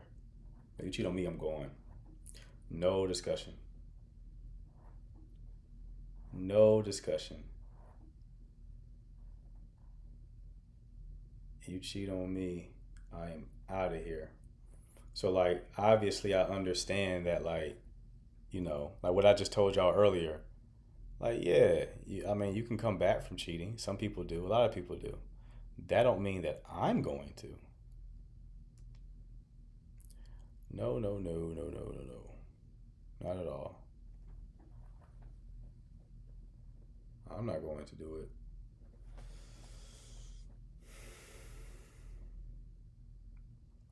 What men are good at it, Scorpios and Capricorns. It's not really whether you're good or bad. That is a component of cheating, whether you're good and bad at it. I think most people are bad at it. I think you're only good at cheating for real if like you're a psychopath. Like if you're a regular person who feels guilt, your subconscious will try to betray you. You'll have like a Freudian slip, or you'll unintentionally do something to reveal the fact that you're cheating. You can't help it. If you feel guilt around it, your subconscious is going to betray you. But if you don't feel any guilt around it, then there's nothing to betray. But I think that the dynamics are different because like when you're a man and you're cheating with women, you know, the women you're cheating with will like a lot of times try to sabotage the situation. But like, you know, you got like a side nigga or something like that. They know how to play their role typically. They don't care about getting you caught up. So the dynamics are different.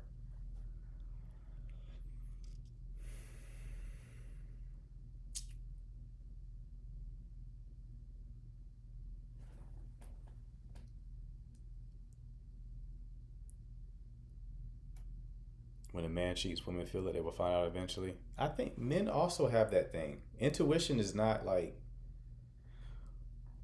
women don't have a monopoly on intuition. That's a people thing. You can argue women are better at intuition, right?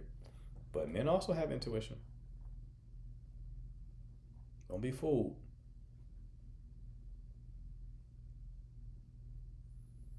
Don't be fooled. We be knowing as well. When a woman cheats, he checked out or planned her escape.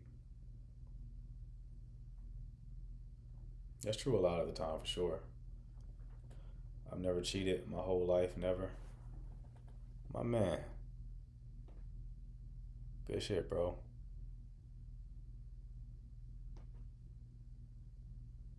When are you next live? Tomorrow at noon Eastern time. I'm about to wrap this up in a minute.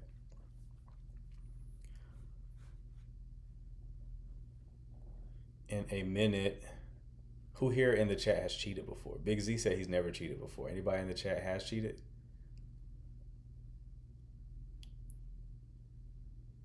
Do you forgive any kind of lying? I mean, I forgive, man, but that's a trigger for me. I don't like... I'll leave you alone if you start lying to me. Damn, CC, where you come from?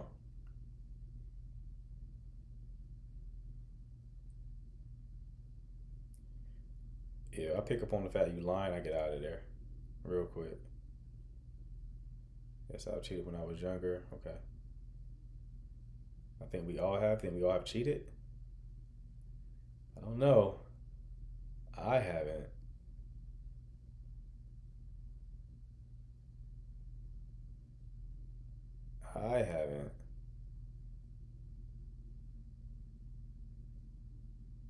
But I'm also not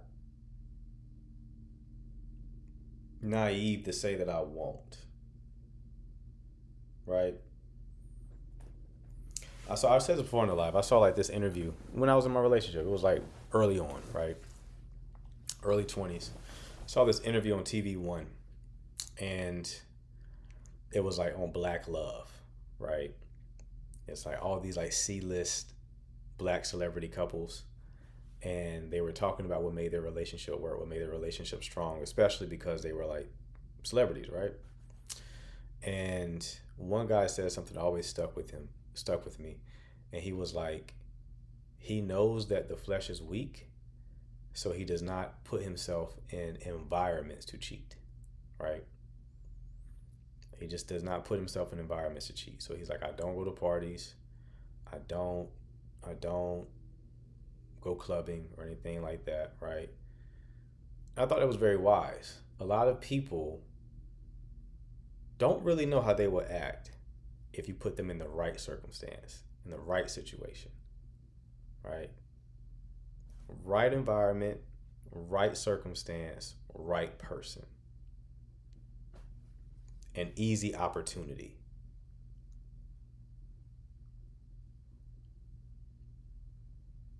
So be careful with the whole, I would never. Oh, you think you would. You think you wouldn't. There's like two kinds of people. It's like, I would never, because they just have never been in a situation where it was the perfect environment for it. And then you got people who like couldn't cheat, which I said earlier in the live, where it's like nobody wants to cheat with you. So you can't really claim a virtue that hasn't been tested, right? If you're 5'7", 300 pounds, I bet you are faithful. I bet you are. You probably have no choice but to be. Would you expect a woman to stay after you cheat? No.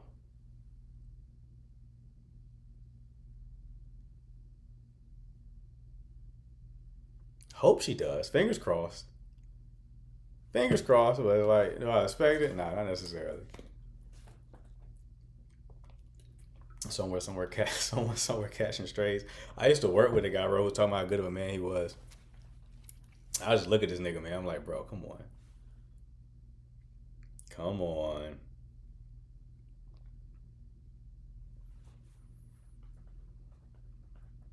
You know why you're faithful.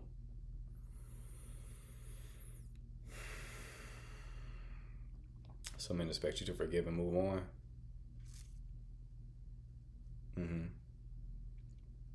Yeah. Would you respect her if she stays? I think so. The dynamics are a little bit different, right? So for women, respect is a big thing for them when it comes to like attraction. It's a big thing for them. That's not to say that men don't respect the woman that they're with, but it's not as important as it relates to attraction, right? So I say that to say, when a woman cheats on you and you take her back, it could lead to her respecting you less. And if she respects you less, attraction dips. It's not the same the other way around.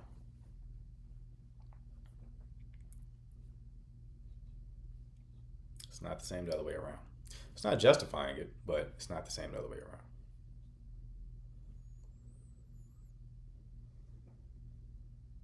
A long time ago, broke up because he cheated.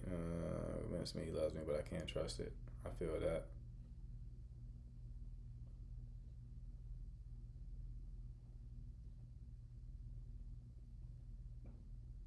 You think most men cheat?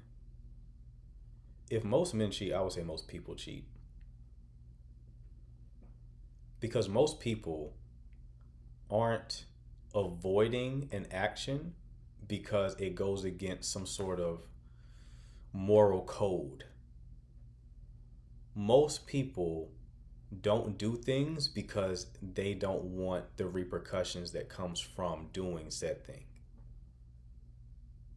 Meaning, most people, if you put them in a situation where they can cheat and they know they won't get caught, they will do it. That's most people.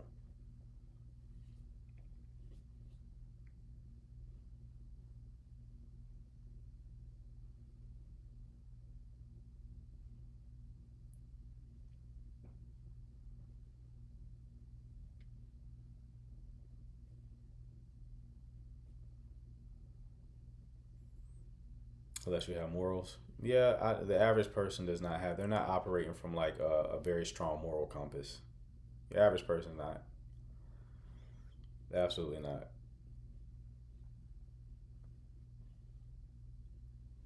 A lot of women cheat emotionally with male friends. Yeah. Yeah, for sure. For sure. More Discord would be dope. You know, I got Telegram, bro, but I only give Telegram access to people who purchase the course or clients. So clients have access to Telegram, and course, I'll find some. I might do a Discord at some point. We'll see. We'll see. All right, people. I'm gonna go ahead and get out of here. I'm getting tired now. I go to sleep.